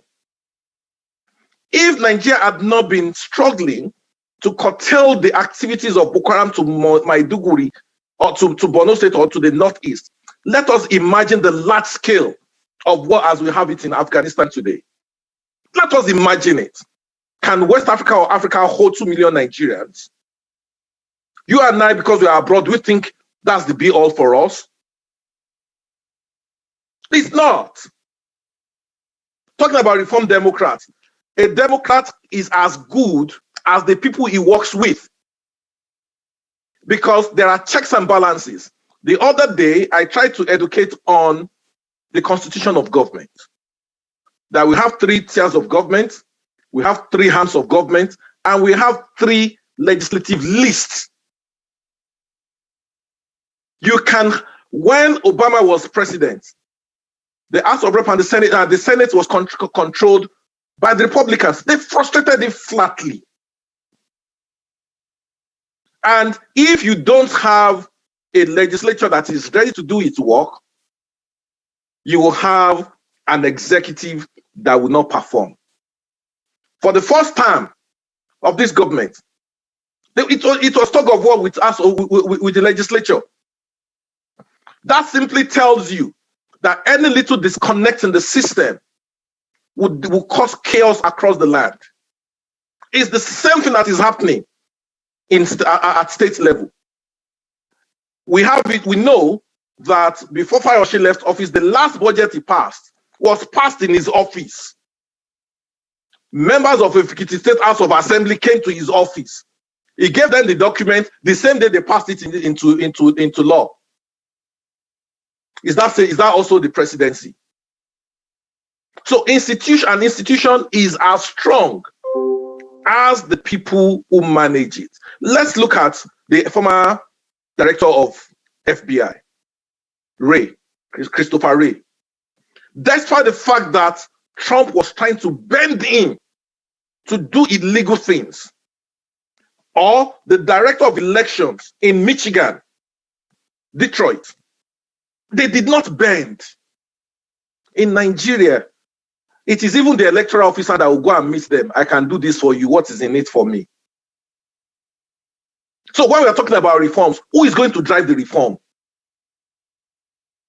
Are we bringing aliens to drive the reforms? And when people are talking about reforms, what do we refer to as reforms? How do you reform a system? If our institutions in Nigeria are not strong, that's what I'm saying. The institutions in Nigeria don't exist because of the individuals. So we don't even have the institution. As long as we as individuals don't even respect the institution, to start with, you and I do even respect the ordinary policeman on the street. Let's start from there. If you're talking about institution, police is an institution, law enforcement is an institution in Nigeria. They will respect them even with their excesses. Don't we challenge their authorities? We tell them, I'll show you, I'll let you know who I am. Don't you know me? I dare not say that. Today, this is you. When a police car pulls up behind you in the UK, are you going to ask him, why did you stop him? Do you know who I am? Are you going to conduct yourself in any bad manner? I'll share an experience. My 6th week in Canada, when I just came to this country, I was driving because I came in, the 2nd week I came, I bought a car. And it was a Nigerian, a family friend or a cousin of my wife that helped me to do the documentation. I knew nothing about the process in Canada, but like they say, ignorance is not an excuse. This guy bought the car. When he was going to buy, he took my Nigerian international passport, he did the documentation, and he came back with the car he asked for. I was driving, and the police patrol car just pulled up behind me. I was like, what's going on? And I was playing music, I was enjoying myself, I was still in the country. I was always driving with printed direction. I put it beside me. And naively, when the police car pulled up behind me, I came out of my car to go and meet the police officer in his vehicle. And the guy said to me, go back into your car and follow my instructions. And at that point in time, he had his hand on his gun because I had already stepped into his space.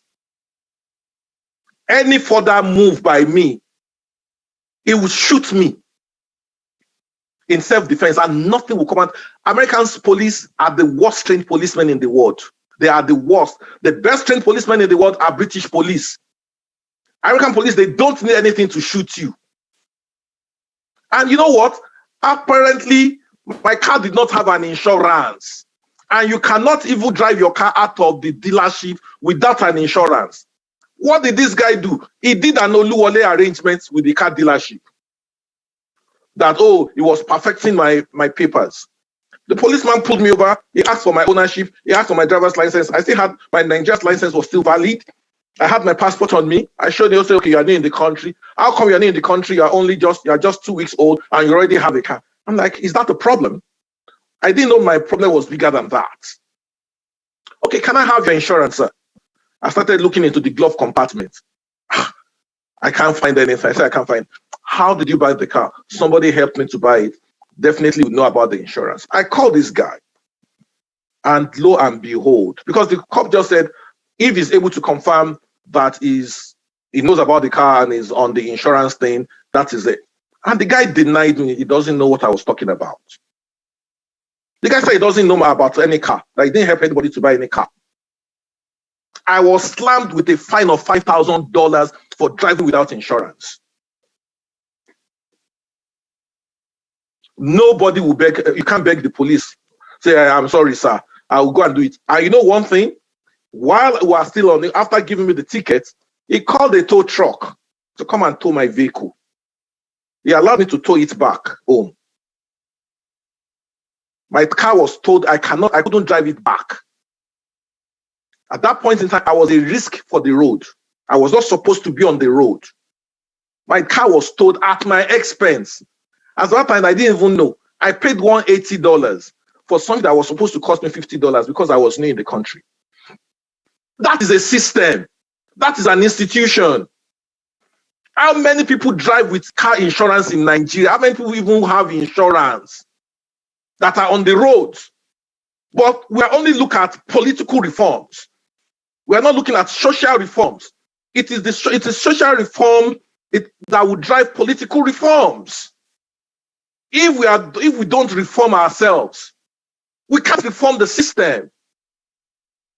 Because the system does not exist in a vacuum. We are the system. We are the process. Who decides the process? The people.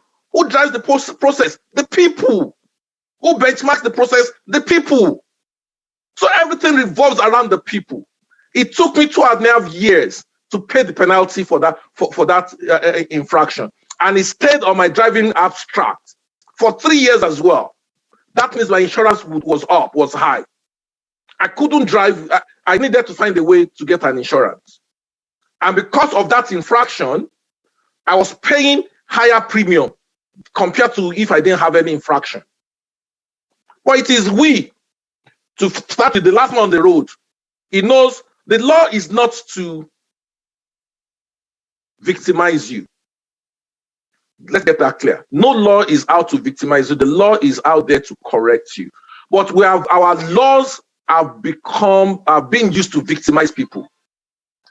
A friend of mine over on Friday, who works with a bank, went out with some people on marketing in the office, and the driver took a wrong direction, took a wrong road, and last time people pushed him out of the car. To start with, that's not going to happen. That is lawlessness on its own. That is an institutional decay. The last man guy pushed him out of the car, pushed him to the side, took over the control of the vehicle, and started driving them towards Oshodi. And along the line, they parked and negotiated, collected 60,000 naira from them. Was even asking for 100. So when we are talking about institution, who are these? Who are the people driving the institution? We. So that is just to address the issue of whether an institution is weak or an institution is strong. Who we call the judiciary to order? Are we going to leave the judiciary to call themselves to order? Will they call themselves to order? Just to correct the impression earlier, when my comrade said it still remains an allegation. Sorry, sir, I beg to differ. I beg to disagree. It's not an allegation. Justice Ademola was taken to court with his wife. The court freed him. Justice Ajumogubia, our case is still pending in court. And what is killing it? Adjournment, technicalities. So you are asking an interested party. I belong to an association. You report me to my association. And my association knows that if you, ordinary civilian, let's call ourselves bloody civilians, if they adjudicate against me, it will show weakness, that they are weak, they are not together with their members. It was not until NJC came out to rescue Onoge, to say they should give him a soft landing, they should allow him to retire, that the allegations against him were really much, that they were true. How are we going to cleanse this system?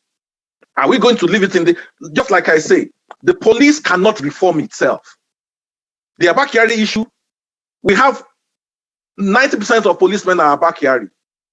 If not 95 or 97, are ABBA KYARI. Every DPO is an ABBA KYARI. Every traffic warden is an ABBA KYARI. Because everybody is taking something. Even you and I, in our different places of work, we are ABBA KYARIs. So it's very convenient for us to sit in our rocking chairs, in our recliners, and be pointing accusing fingers at people. Forgetting that we are just trying to we are covering up our own and be picking on other people. Why don't you open your own can of worms and see what you have in your own closet? I'll let that go. Okay. I'm a member of Junior Chamber International, JCs, and we have a creed. I love that creed and I live by that creed. It says, we believe that faith in God gives meaning and purpose to human life. The part that I want to bring out is that government should be of laws rather than of men. The world over, not just Nigeria, can we sincerely say government is of law and not of men? No. I've used US example. I've used US as an example that there is no system that works on its own. And government ideally should be should work and be seen to be working for the common man. But for as long as we run a capitalist economy in the sense that we are all taking advantage of one another in one form or the other, that is capitalism. No, don't let us restrict it to just the economy. So that is that government should be of laws rather than of men. And if you're talking about institutional decay, I mentioned earlier, Obasanjo did not obey the Supreme Court's judgment on Lagos State funds. What happened? Nobody. Nothing happened. Makinde, the Supreme Court ruled that the sacked local government chairman should be reinstated. And he said boldly that was not going to respect the judgment of the Supreme Court. And you know, it's so funny. Some people call Makinde presidential material. Yes, he's a presidential lawlessness. He's a lawlessness. It is lawlessness personified. And he has conducted elections to fill those local government chairmanship slots. Is that not lawlessness? Who is holding him accountable? Oh, executive, after all, he has executive immunity. That while in power, he cannot be tried. But outside of power, why are they not tried? I remember the case of corruption against Governor Ladoja, Rashid Ladoja, former governor of your state. It took 10 years. EFCC and Ladoja were in court for 10 years. Eventually, the Supreme Court threw out the case because it is a case of highest bidder. The system only works when it is against the masses who cannot. They see the way it is done.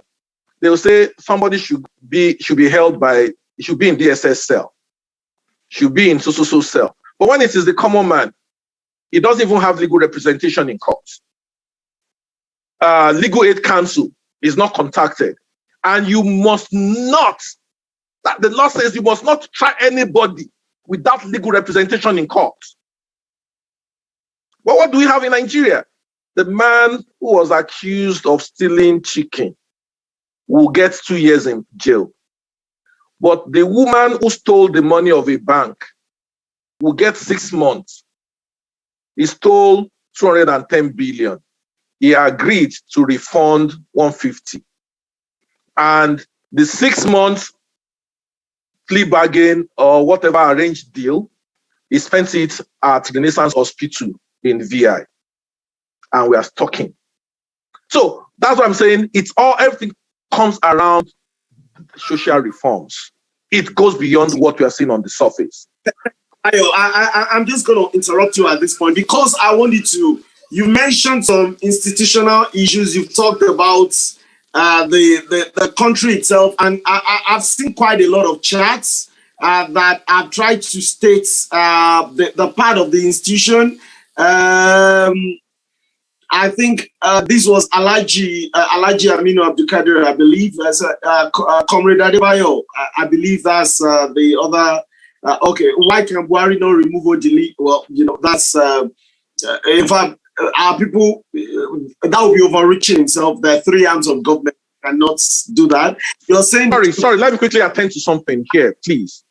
Oh, okay, because is Boko Haram cage, if you want to be fair to ourselves, in the last 3 weeks, Boko Haram has been releasing three of the Chibok girls have been released. And a number of Boko Haram commanders have surrendered. A couple of ISWAP fighters have surrendered because now the Nigerian Army and Air Force are better equipped to go after them.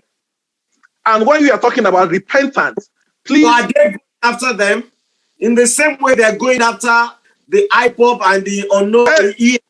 Okay, they are going worse after them. If you don't believe, Ask them to visit your community. No, they won't visit my community. Honestly, the bandits in Zamfara, in Kaduna, in everything. I painted the picture of the bandits to you. Who is going after them? Let me explain. See, the information we have, our knowledge is based on how much we know. Okay?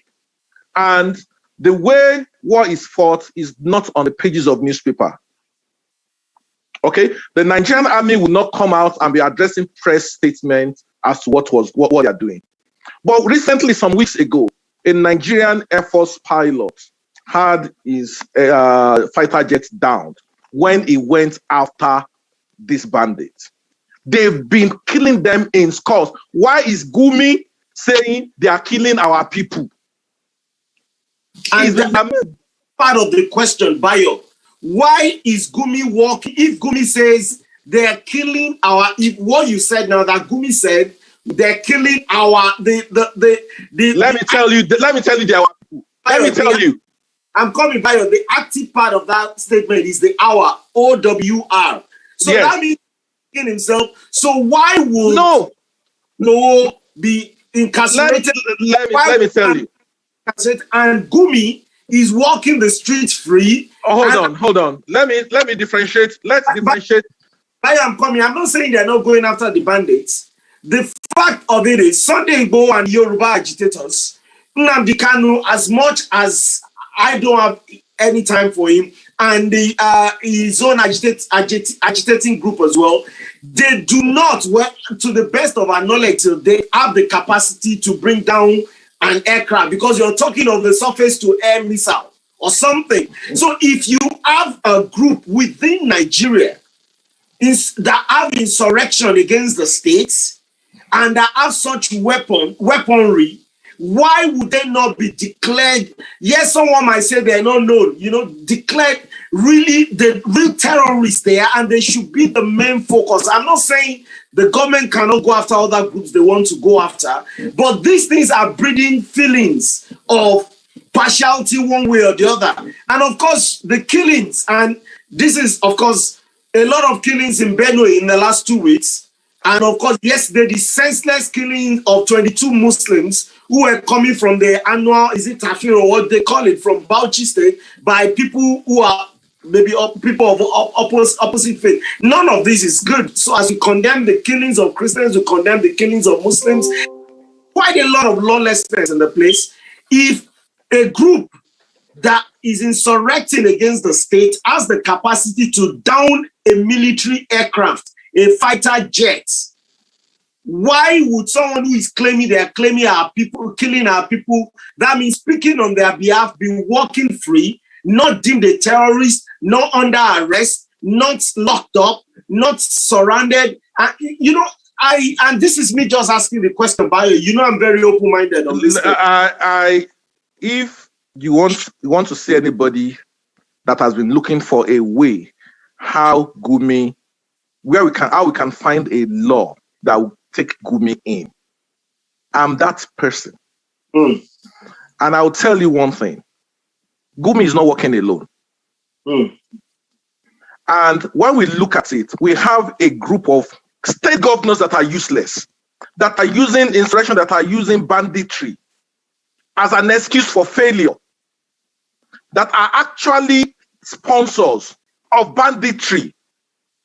And these things always happen in the towards the third week and fourth week of the month. And the next thing is they are paying money to the bandits to release their victims. This is now being used as a cash cow. Some northern governors are complicit, because Gumi came out authoritatively to say he's not doing it alone, he's not doing it in absentia. That is representing the interest of government at the state level of that state. It simply means Gumi is making money from this. If he knows at a point in time, he was in the forest with a particular governor to meet with these bandits. So he's not operating in isolation. And one thing, that's why I keep telling people, that Nigerians are not identifying their problems, or Nigerians are not identifying their real enemies. The real enemies of Nigerians are governors. They are the chief security officers of their states. Now they are using banditry to divert funds and to use banditry as an excuse for non-performance.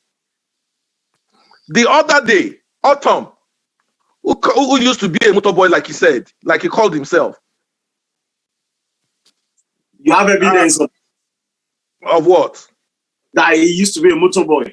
No, he said it when he was giving testimony when he first became governor. He went to Redeem Camp in Lagos to give testimony that he became a governor from being a motorboy, motor park boy, and all that. Please, I think you should be clear with this is a blanket accusation. Please make it clear. Well, you can infer, because if something continues to happen in your locality and it festers, and the only thing you do is to continue to negotiate and pay, you are complicit. You are not involving the security agencies in curtailing these things, but you go about negotiating with bandits. Are we asking the federal government to come and do that? Is it not what you invite me to that I'll come and do? You have all the apparatus within your state, and if it's going out of hand for you, you seek. When it's going out of hand, you seek help. But these governors are comfortable paying ransoms. Let's look at it critically. How easy is it to move to, that's it, 50 students from a school without proper logistics? And you are moving them into the bush, into the forest. Are you telling me they walked all the way down there? Yeah, but is that not why people are accusing the government? Because let's identify government. Let us identify government. You and I know from Ibadan to let's say let's just say to one, before you get to redemption camp, if you have 100 people with you, they would have, the police, the soldiers, they would have surrounded you. So if those are the people in charge of security, the army, if the army, the armed forces, the navy, the air force, all of them are there, and look, if you have patrol aircraft, these people, it's impossible not to see 100 pupils. It is impossible because pupils will always be pupils. They cannot be marching through the forest. Some of them will fall. They have to stand up again. Things, these are the questions we're asking. It's so painful. We can't have enough. We're not having enough time. That is what I'm telling you. Other states, are they funding the police the way Lagos State is funding the police? So if they don't hold on. I'm coming to something. Let's agree on something. Okay. They all have security votes. Edo State, Obaseki has increased his security vote to 400 million monthly. What crisis are they having in Edo? If other governors focus on security, the first responsibility you hold your people is security of lives and property, and you cannot secure your domain, and you are telling me you've had incidences of people being kidnapped in your domain as a governor. It happened the first time. If it happened the first time, yeah, they caught you on. They got you unawares. But it happened the second time. No, you can't tell me it's an error, because you have all the apparatus to secure lives and property. You cannot take it for granted, and we continue to take security for granted in Nigeria. And let's get it clear: policemen are involved in kidnapping. Military men are involved in kidnappings. Government officials are involved in kidnappings. By the time you look at it, there are so many factors why this issue is so difficult. Commissioner of police are receiving kickbacks from kidnappers. I'll tell you so there was something that happened in the East. A DPO went after a kidnapping group. Do you know why? Because the kidnapping group that he went after were in opposition to the group he's in contact with. So they have interest. He was arrested. And they came out to say the only reason why I came after them was because they are a rival group. Somebody in DSS said to me that it's so bad that when issues of kidnappings are reported and all that, the first thing senior police officers are asking is which group is involved. Which group? Oh my God! And you're saying that authoritatively. Authoritatively. Say which group? Because they want to claim that. So if you can say which group, that means you know them. You know them. You are not going after them because you are profiting from the crime. That's why I keep saying the system is run by people. And if it is the same people who are getting something from the system, from this rot, do you think they will do better? They will do anything? Even Amotekun has been having his own problems too. So don't let us even talk about Amotekun. Amotekun is also having his own problems. We've had instances of rape. We've had instances of Amotekun members robbing people. We've had instances of Amotekun arresting secondary school students. So don't let us try to make this thing. What I don't like talking about is ethnic issue. I don't like talking about anything that would divide us. But Bayo, I know your attitude towards the ethnic part of this, but isn't that what people are saying? Let me give you an example. If you remember 2012, if my memory serves me right,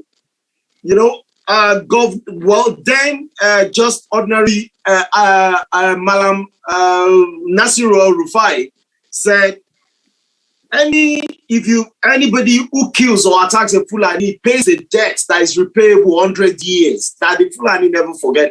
And what was responsible for that? Of course, he tried to explain it off. But what was responsible? The GOC, I believe, was in Plateau State then, the mechanized division, they were going to surround a settlement where they believed there were caches of weaponry by the Fulani settlers, So this is nothing to do with whether Igbo, Yoruba, or Hausa or anything. But we're just saying that, the people, look, perception is very strong, Bayo. And out there, somehow the people believe that once it is a particular group of people, the security agencies, maybe because they've got to quote and unquote respect Baba's body language, so they take it easy. And we've had communities, this was a fact. Someone said this to me. There was a community in Ogun State, for example, where the people, because their cattle actually ate up a lot of farm produce, almost at the point of harvesting. The community organized together, the youth of the community chased these people away, and then the military brought these herdsmen back and actually were flogging every villager inside. It's not been controverted. I'm just saying there are examples of this. And you were the one who mentioned the Gumi thing. And the fact that Gumi says our people, they're attacking our people, why would Gumi be walking free? And if Gumi is walking free, why will the people who have seen Sunday, and this is not me talking about the legality or the rights of it, my attitude to this. If anybody has done anything against the law, I believe they should face the law. So, but these people, we say what is good for the goose is good for the gander. And, equity must have the same reach to the north, to the south, to the east, to the west. So why would Gumi be walking free? And they're saying, okay, let's read quite a few of the comments here. No, let me quickly just talk before we go into, because I'm also reading all the comments as we are talking. No need. I'm reading all the comments. Like I said, 5 minutes. I want us to have a taster on the copy, even though you are the one we're going to bring back from the Taylor KYARI, or is it about KYARI? No, KYARI. So, but let you go on with this. Like I said to you, I've been looking, based on my own layman's knowledge of the law, for the law that can be used to actually rope in Gumi. Because we need to be very careful. Emotions don't work with the law. It needs to be seen to have committed a crime. Like you said earlier, people have made incendiary comments and they are still working. making a comment, whereas in the real essence of it, because they'll say freedom of speech, even in America now, the First Amendment is being abused because the so-called freedom of expression is being taken to another level in America today. And the same thing they will say, that what crime has he committed? Are we saying he's a kidnapper or whatever? I'm still looking for one way that we can get Gumi in. The way he's talking, well, if he's negotiating with bandits, he said he's doing it on behalf of some governments. And we know that from time to time, even at the international level, we have negotiators who negotiate between countries. So if he's saying he's working with some government for this negotiation, and he's not saying they are killing our people, he's simply saying is part of them. That's the part they need to find a way to bring him in to explain. Because it's a different thing if you are being used as an intermediary. It's another thing for you to be claiming directly or indirectly that these are my people. It simply means they are running errands for you. And you need to explain your relationship with them. And this is at the state level. We are so quick to say everything, federal government. Let's don't forget that we elected governors. Let's not forget that we have chairmen. I have access to my member of parliament. Here, there is a letter, there is an email I've drafted that I'll be sending to him first thing tomorrow morning. I have access to my mayor, who is the chairman of Brampton. I have access to him. How many people even know the chairman in their local government? How many people know the commissioners in their states? We have elected these people. Government trickles down. It is the government, federal government, to support them. It's not the federal government that will be coming. Then why are we saying we should abrogate state governments and local governments and just have one unitary government? Is that what we are saying? Are we going to excuse them from their lapses? What are they doing with the security vote? Let's ask questions. How can a governor, like Ekiti, is collecting 200 million naira as security vote? What is he securing? Is Ekiti at war? Or Ondo State? Now, Edo State, the security vote is 400 million. Until we begin to challenge all these elected government officials at any level, if we continue to unpick our criticism based on emotion, based on party affiliation, we are all part of the problem. We are all part of the problem. You are absolutely correct, and that is what we seek to do implied. We speak. We look at all angles, and for us, I've said it again and again. And I was one of those back in 2015 warning when everybody was celebrating Dino Melai and and I was like, guys, we're opening our eyes. The goats will go with the human beings into the bus, and nobody will be able to sit between them. And of course, we know the damage it did in the National Assembly. Of course, some celebrate him as the hero, but you know what? For someone who, up to today, many of us cannot, but that's not the topic. Let's not even move into that. I'm because I hope to still be able to give all our panelists one minute at the end of it. It's been so engaging and I love it. Quite a lot. Do the commissioners of police take orders from governors? This question, I'm going to look at it from two directions. These governors, you'll be shocked when they're chasing their political enemies. When the governor of Rivers State declared wanted the youth leader of the PDP in Rivers State, the commissioner of police took orders and went after that youth leader, and that youth leader was arrested. There's so many examples of governors who have made their states uninhabitable for their opponents. You can't even stay there because the police will come after you. If the state governors, if the policemen are not reporting, don't take instruction from the governor. How come state governors are funding the police? How come they have every state, please? Every state has a security council consisting of police commissioners, of command, Air Force command, DSS, director of DSS in the state, And if there's a military installation, they are all part of the Security Council of a state. And they take authority.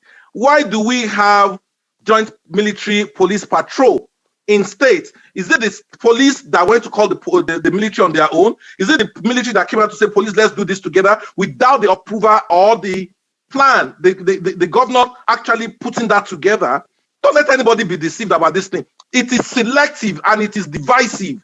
When they tell you that they don't have control of the police or they don't do this, it is only when they don't want to accept their flaws. It is only when they don't want to accept their irresponsibility. And for as long as we continue to cherry pick, we are excusing madness. And you and I will continue to complain from now till thy kingdom come. Nobody should be excused. Thank you so much, Bayo. I agree with you. The presidents, the presidency, the state governors, the local government, none of them. And to give you an example, I pulled up one more example that I filed away in the archives here.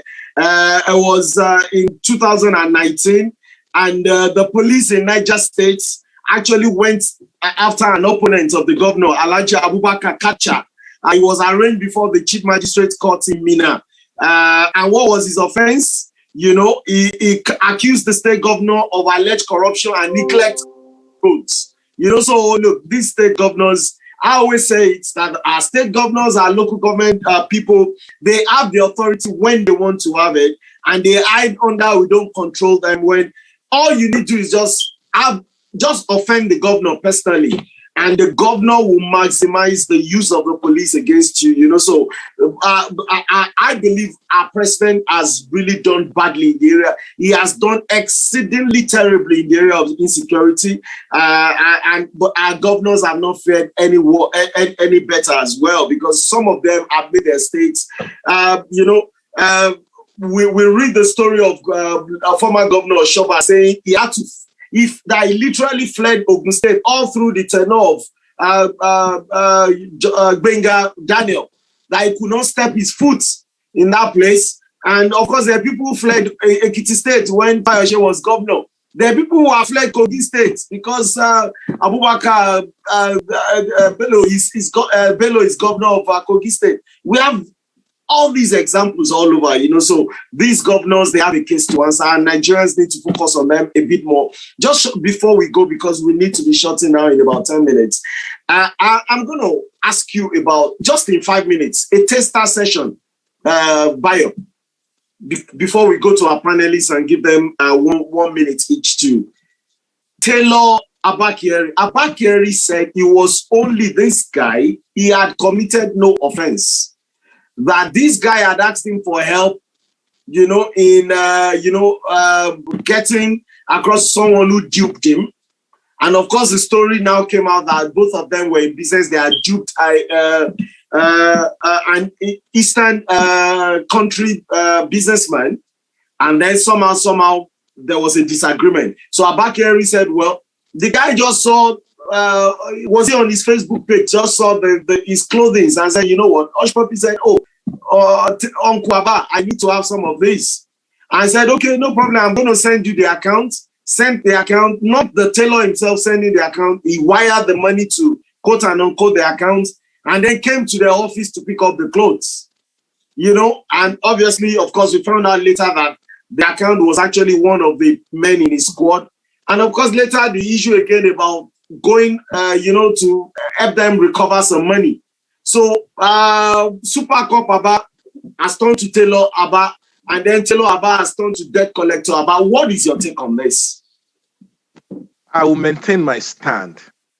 The rot in the Nigerian police force is top down, bottom up.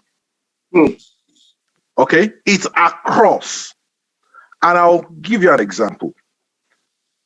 I did some brain work when these Abba KYARI issues came up. And I said, what's responsible for NSAS? And my conclusion was, Abba KYARI laid the foundation for the NSAS protests. Why am I saying this? It was arbitrary. It was under his command that SARS became a monster. It was under him that SARS was exploiting the people. And when it left, the monster he created was inherited by somebody else. By that time, SARS had become a business, no longer a police force. Like I always maintain that no crime happens in an area without the active connivance or complicity of the police officer responsible for that area. ABBA KYARI, the offense of ABBA KYARI is actually against Nigerian state, and I will explain it to you. One, he did an illegal job. I cannot just call a police officer and say, arrest somebody for me because he did this to me. That is misuse of power. He himself, for that alone, should be in jail because he used his authority, he used his influence to intimidate and harass. And by so doing, he kidnapped somebody. So when we look at it, there is a case of kidnapping that should be answerable to. Because the person, there was no formal complaint. Nobody came to the station or sent a petition. Even if there's a petition, there's a process of addressing the petition. Is not to arbitrarily arrest somebody. So he had a transaction. ABBA KYARI had a private cell, even when he was the head of SARS. We had information of him trying to exploit somebody because he said he suspected the guy to be a Yahoo man.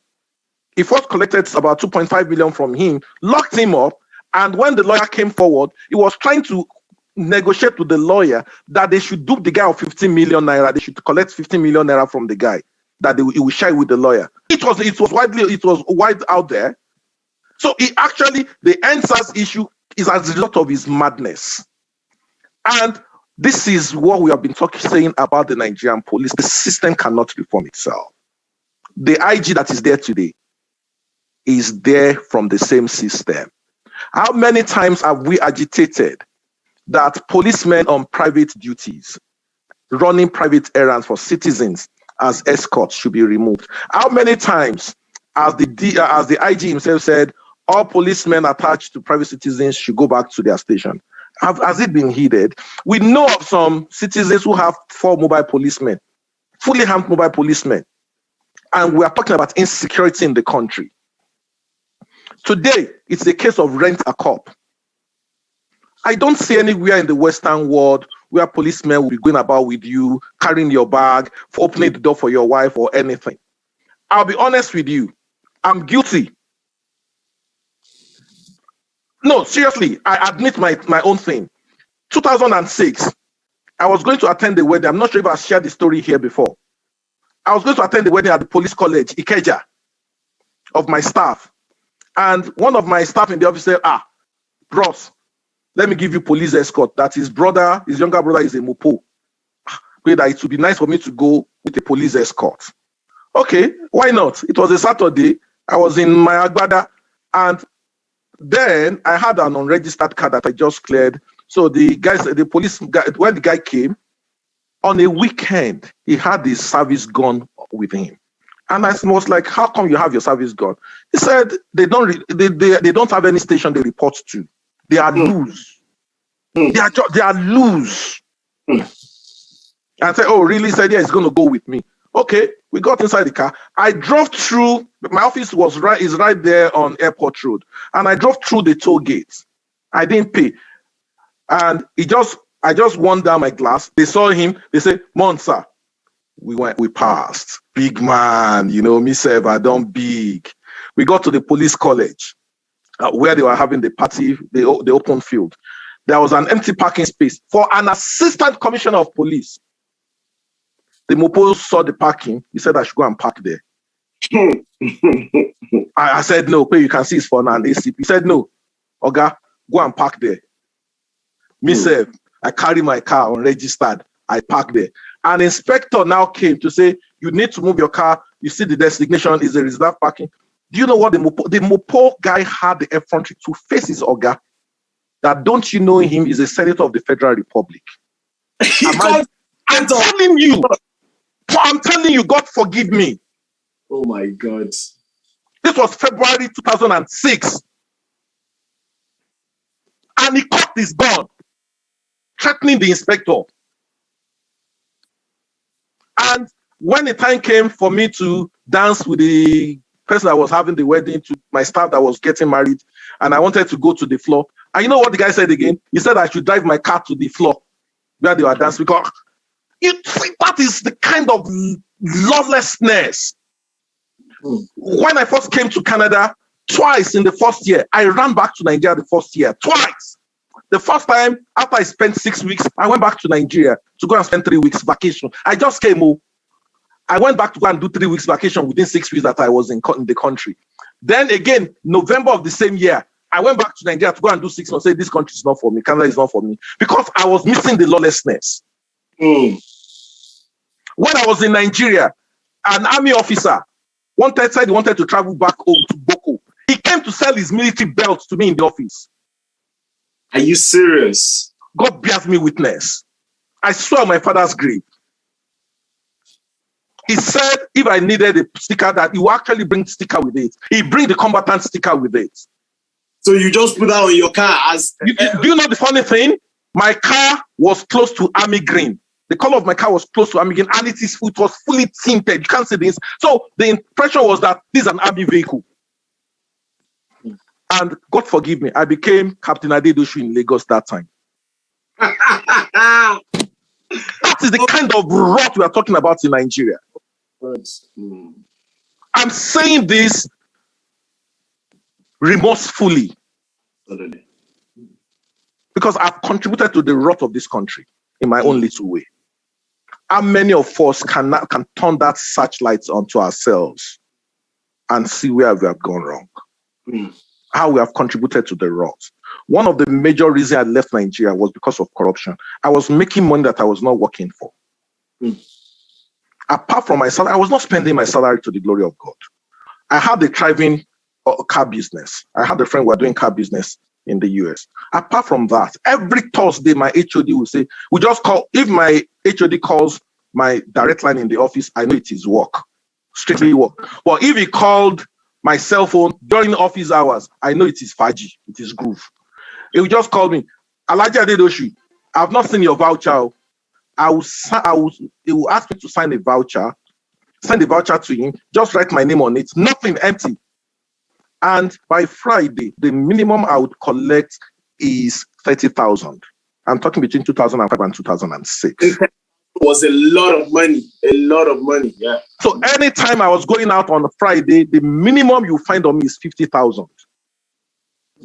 My base then was Island, 100 hours, Fikuba, Tisuba, and these LAs where Ayobalogo used to play. This is the kind of rot we are talking about. I asked, is it going to continue like this? My friends, nobody was living on salary. And I said to my friend when I was going to leave, they were like, Ayo, you know this one that you are going, you know there is no voucher in Canada. How are you going to survive? They were making fun of me. But today, to the glory of God, I can account for every cent in my account. And I know when money is coming into my account. That's good. How many people can account for whatever goes into that is coming into the account? How many people are making money legitimately without circumventing the system? And it's very easy for us to pontificate. Thank you so much, Bayo. Because of our time, Bayo, in fact, you really touched me with that. Only few people can come out with those things and actually say things like that, you know, just to let every one of us, because that's what we talk about in Clyde. We talk about the minimum principles. When nobody is there, when you can do that thing and get away with it, what do you do? What choices do you make at that point in time? You know, and I really, really want to thank you for touching on all these things. They're very shocking, and, you know, talking about the indiscipline in our armed forces. When maybe a sergeant, maybe or lower than that, will, you know, turn his gun on an assistant commissioner of police, on his superior, on an inspector, I mean, and say, how dare you? And someone who was just who was not even near anywhere to Abuja. He was made to be a senator, quote and unquote, and even in the police college, and indiscipline was encouraged there. All these things, all of us, you and I, those of you watching at home or whatever you're watching, search yourself, let me search myself as well. What are we contributing to the rot in this system? The transformation is not only by the leadership, and every country throws up the kind of leadership. The leadership of every country actually, it's a representative. It represents the behavior, the behavioral pattern, the general characteristics of the people as well. Let's search ourselves. I'm going to go to our in-house panelists tonight and just give them a minute each, even as we are making to close the program. I am keen. Bayo has touched on certain issues tonight. Next week, we're supposed to have a very senior lecturer at Lagos State University. But I'm thinking, and on the last weekend of this month, we're having an internal program with our training team. First Saturday in September, we're having back the Honorable Desmond Elliott for the part 2 of Lagos State House of Assembly for the part 2 of the interview with him. We just agreed that. So I'm thinking if we can get the one of next week, I'll speak, because I want to finish all this with Bayo. I don't want us coming back in 3 or 4 weeks and having to look at where did we start from. And these are fast-moving issues. Things that will be developments on them during the week or next week or upper. Some of them might become too stale. But really, we need to be educated on quite a lot of this. And so, Bayo, I'm going to plead with you, just be on the ready, just in case we can swing next week. If we can't swing it, we'll do something, maybe second Sunday in September, but we'll try to swing it. So please, Bayo, I plead with you, please be ready, what we say with the Boy Scouts. So I'm just going to go as you appear on my screen. Please don't take more than 1 minute. Okay, thank you so much, Bayo. I might even invite you to that session as well, Bayo, because it will be good for you to be here. Thank you so much. So now let me go to Adeyinka Kayode. He's been so engaging today. He's been on another level with our SecGen. Of course, they've been firing on all cylinders, towards Bayo. So Adeyinka Kayode, 1 minute, your own closing statements on this. Well, I think some of our conversation today has been simplistic. What do I mean by that? We are not, yes, we are the problem, but are we also looking at it from the perspective of, I put you there to lead and direct me. If I see your body language, I see your actions speak to what I should do, I see there is consequences for actions taken, I'll change my path. And I will end with this story. When Ambode was governor, he came up with a policy that Vehicle Inspection Service of Lagos should stop going on the road and jumping into people's vehicles, impounding vehicles, and carrying out all the activities they were general carrying. So he banned them from all the roads in the state, and then told them to go innovate and come up with technology and a solution to fix that problem of booking traffic violators and the like. Sorry, just give me a bit of extra time for me to be able to say this story. Now, by the time that was done, the then general manager for, it was general manager or director for Vehicle Inspection Service, Engineer Toriola, walked up to my one of my bosses and requested for a solution. Very well-read man, well-traveled, and then said, look, we have ANPR solution, that's the automatic number plate recognition solution abroad, where there is no human intervention, tickets are generated and printed out and distributed to violators. And guess what? That solution was built, deployed, and is working in Lagos. In fact, we have identified the fact that over a period of time, the Motor Vehicle Administration Authority, that's the people who issue out plate numbers and who are the repository of court view records for vehicle licenses and the likes, have identified an increase in the number of people who are renewing their vehicle documents. Driver's license, I've also recorded an increase in the renewal of driver's license. We make this thing look too difficult. It is all of us. We are the problem. Yes, we are the problem. But I put you there to show me the way. Give me a solution, and guess what will happen? Put structures in place, put the processes in place, and let there be penalties with consequence. People will sit up. In fact, that's the point I was going to touch on. So if there are no consequences, people will continue to do as they like. Yes, we have a leadership, and that is where I think things are not exactly simplistic this evening. But I like where you're coming from, Yinka. The point is, when there are no consequences, the people take liberties. And I think that was why Bayo was making the example of the police and everything in the Western world. You pay for everything. Everything, every infraction, you actually pay for it. The other day now, I went to a place called Oxford Street, and, and then the next thing they sent me a ticket in the post to say I drove, and I said, no, I did not. I did not, because that lane at that point, the restrictions were actually lifted.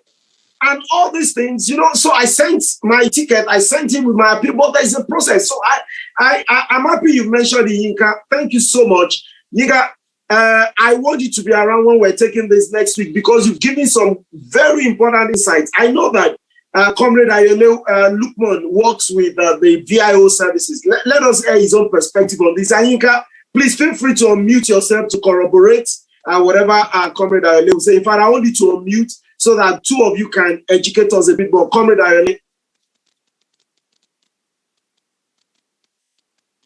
Okay, it might just be a network thing. We're not getting any feedback from that. But Yinka, I totally agree with you. I totally agree. And I know the second made mention, was it or Comrade Onojobi previously? We have to get to that point where you cannot campaign to want to, okay, we already knew the way the country was under Jonathan. We cannot elect you, and 5-6 years after, you're still telling us Jonathan made the country so bad. We're not interested in that. If a bank has had a branch in Kaduna that is not doing well, and they fired the manager because of that, and you put in your CV, one of the things they look for on the CV is you say, okay, what have you done? Have you done a turnaround before? Oh, yeah, I took over a non-profitable branch in ABBA, and I turned it into a profit-making business in a period of no more than 3 months. And, that branch consistent, those are the kind of things we put on our CV. As an employer, those are the kind of words I want to see. So we can't put you in the branch in Kaduna. You already know the circumstances. That there's the insecurity there did not start today. It's been there 6 years or more. It's been there during the time of the previous managers who were fired, and they were fired for not performing. You knew that, you applied for it. So you should fix it without complaining. I totally agree with you, Yinka. Thanks for bringing that. Let's go to Tosin Adepoju. Do you have anything to say on this? I think she wasn't able to unmute the previous one. Analogy is not. We don't have his microphone. So, Mr. Sejen, please just bear with me, Mr. Sejen. Let me give Yinka 1 more minute. There was a point he was making. I had to stop him because of time. I thought we would have to go through everybody. So I'll come to you last, Mr. Sejen, so you can also do the vote of thanks. Yinka, let me come back to you again. Let me just give you 1 minute. Finish that point you were making previously. I'll just round up. Yeah. So I'll just round up with this, and I think I put it basically in the chat. Let there be consequences, or consequence as the case may be, and you will see people will sit right. Let there be consequence. I mean, anarchy will reign. I mean, it's like what we have. We're not so different from animals in the sense of it. You let things be, people will do as they see please. But when there is a consequence for an action, and there's also a structure that is put in place, you see, we make it look like what is obtainable abroad is not obtainable here. It is. It is. The same with us that live here, get to Heathrow, queue, do it right without, even our politicians, do it right, queue, get their tickets, do the right thing, don't make noise, do all the things that are necessary for them. And then when you see them at Muritala Mohammed, you see a totally different person. I mean, it speaks to so many things about who we really are. There's no consequence. So I do what are you going to do to me anyways? So let's start with that. Let the people see that, in fact, somebody gave an analogy. I mean, it was us just speaking to fantasy when he was saying that. He said he had imagined that Buhari came into government in 2015, and then he just speaks and then says, look, guys, a lot of things are going to have to change here. He takes, this was just speaking randomly, and he says, you just take somebody like Tinubu, you issue a fine or something on him. You take 1 or 2 other, 3 or 4 or 5 other senior executives of the party. You do the same. Now, you've done that to your people. Sanctions here and there for different things that they've done. It could be on frivolous things like parking, things that people will hear and be like, why is this man being so harsh? This man didn't do anything now. Then you've taken that action, then you start reforms. Guess what? If he decides to go to PDP and starts putting things right, goes to other places, everybody will be like, there will be no issue of he's victimizing us, because guess what? I started from home. So it's those things, it's the little things that count. People will do right when they see your hand, when they see your act, when they see that this man is serious with what's not all this playing to the gallery. You arrest somebody, you display him on Crime Watch, or you display him on EFCC, he's carrying a slate, then 6 months later, we don't hear the story again. Then they keep adjourning for 10 years. Then wake up one day, the guy has gone. Or like Mr. Bayo said, you start building an estate in Abuja. No consequence. Thank you so very much. I really appreciate that. Thank you. Please, I hope you make it a date with us next week. Most likely we'll have, there's every 70% chance we should be having Bayo back.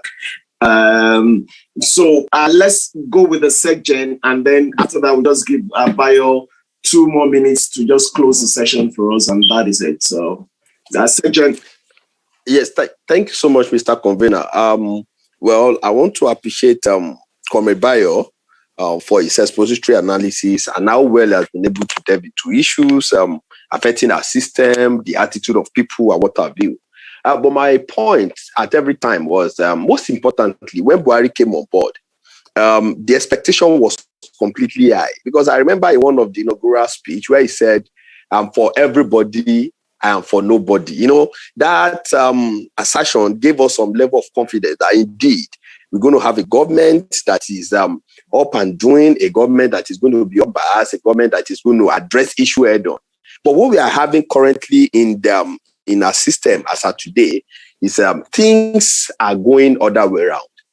The security of the people is no longer guaranteed. We cannot sleep with our 2 eyes closed. You know, we go to different agents of government to get things done, and we have to pay through our noses. You know, at that time, we felt, oh, fine, since our president is coming, someone who has a very negative body language against corruption, that indeed corruption is going to be fought head on.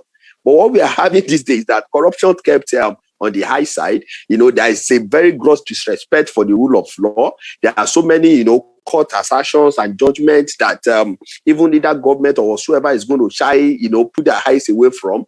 The Attorney General of the Federation is giving a contrary view about so many legal implications and legal interpretations across the nation. So many things are completely wrong. And like he said, we are all responsible. But we should not shy away from that fact that some certain number of people were elected, you know, to direct us. Like Mr. Yinka said, they were elected to provide solutions to our issues. They are responsibility for the government, and they are also responsibility of the led. And there must be clear demarcation of responsibility. And where one is heir, we must be bold to say, as we stand for implied, to say if Mr. A is wrong, we tell Mr. A that is wrong. And where the citizens of where the responsibility of the citizen is also found wanting, we will also be bold enough to tell them that we are wrong. the complete thing, the overall thing that we just need to say is that there is need for complete overhauling of our system across board. The leaders have failed, there's no doubt about it.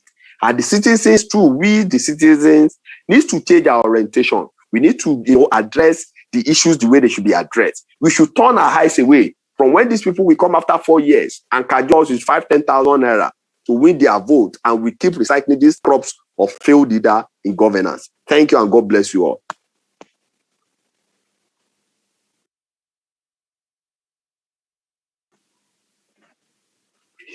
You are muted, Mr. Convener. Thank you so much, Mr. Sergeant. Thank you for reminding me of that. Thank you for all the hard work, everything you do in the back, helping us drive this. We appreciate you, Comrade Shola Fayemi. Thank you so much for everything you do. Bayo, let's hear from you for 2 more minutes, and then I just say I really want to thank you. Bayo, I really, really want to thank you. I just love your forthrightness. And there is, I think I know you more than people do. People, you call, I mean, your persona is what it is. You come across as nobody can talk to me. What I know is what I know. But I've had occasions to, and I've seen it again on display today. There were certain areas you moved back and said, yeah. There were certain areas you pushed back. But I'm happy that at all times you do not, I don't remember asking you a question that you said, let's not discuss it.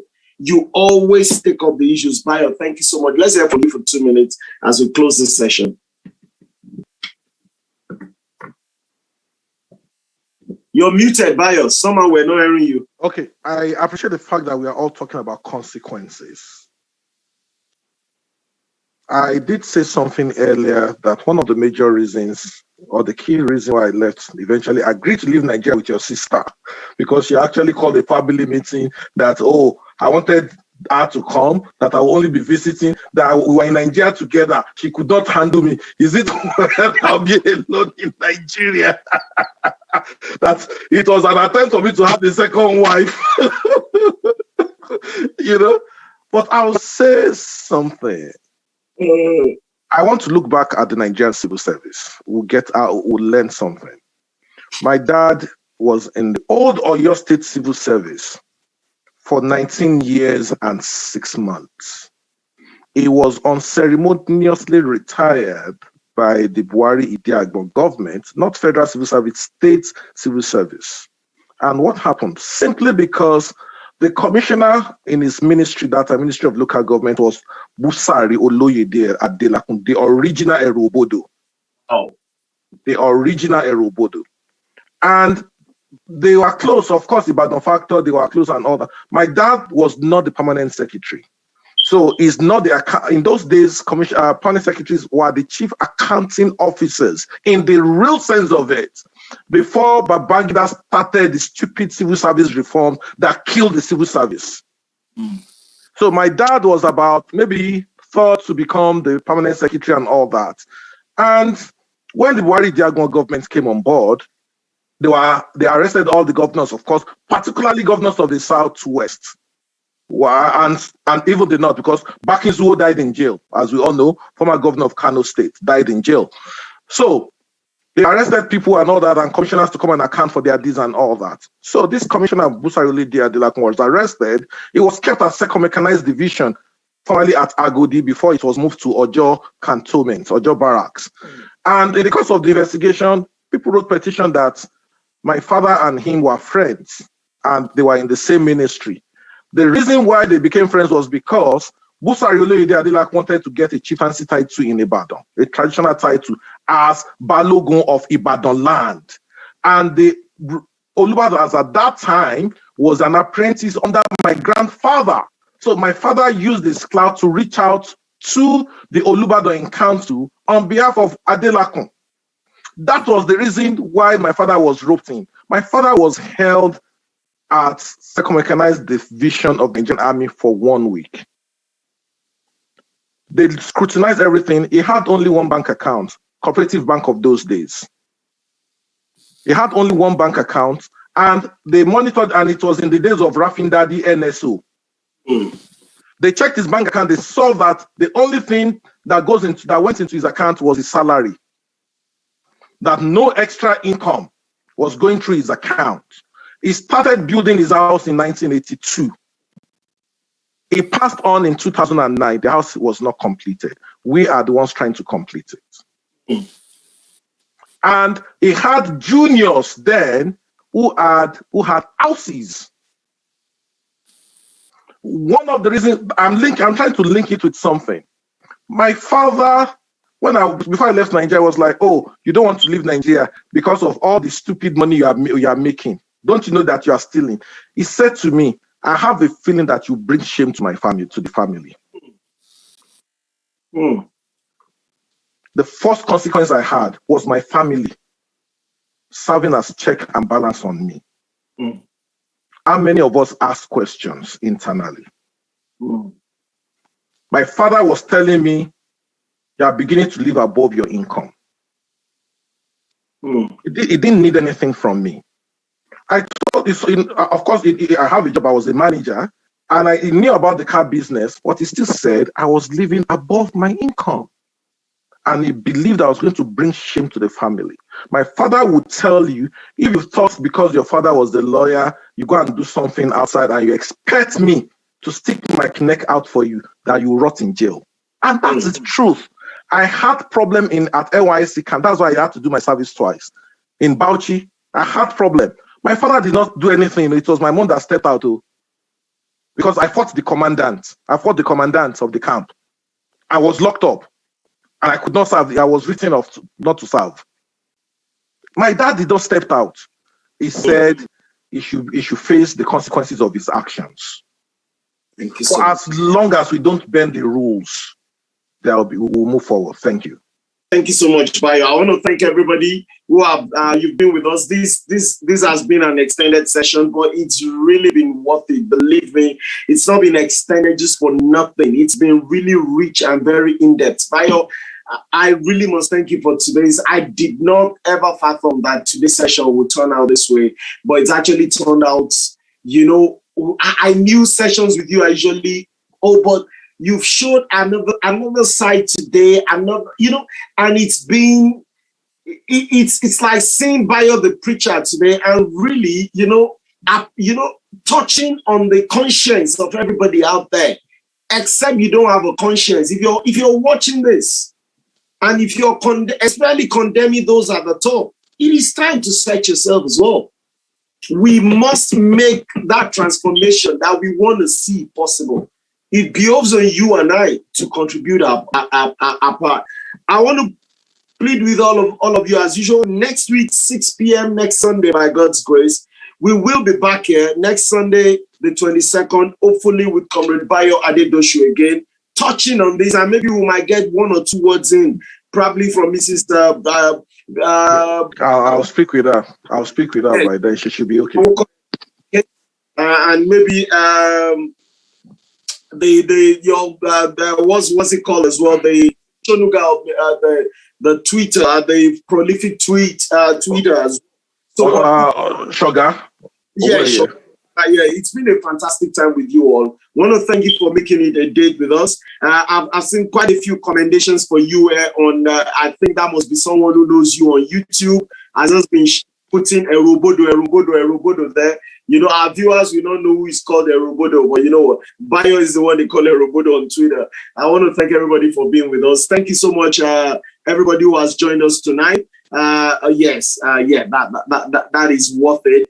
Thank you, all those who have been part of the internal panel who have had to go to one thing or the other. Adeyinka Kayode, my SecGen, Alhaji Aminu Abdulkadiri, Comrade Lukman Ayele, all of you have joined tonight. Comrade Richards, Jimon, Sheyi Oban, Bidemi Onojobi, Shewon Labinton. It's been a very rich and well-attended webinar tonight. Thank you. And in terms of the chats tonight, I am not sure we've had anything like this before.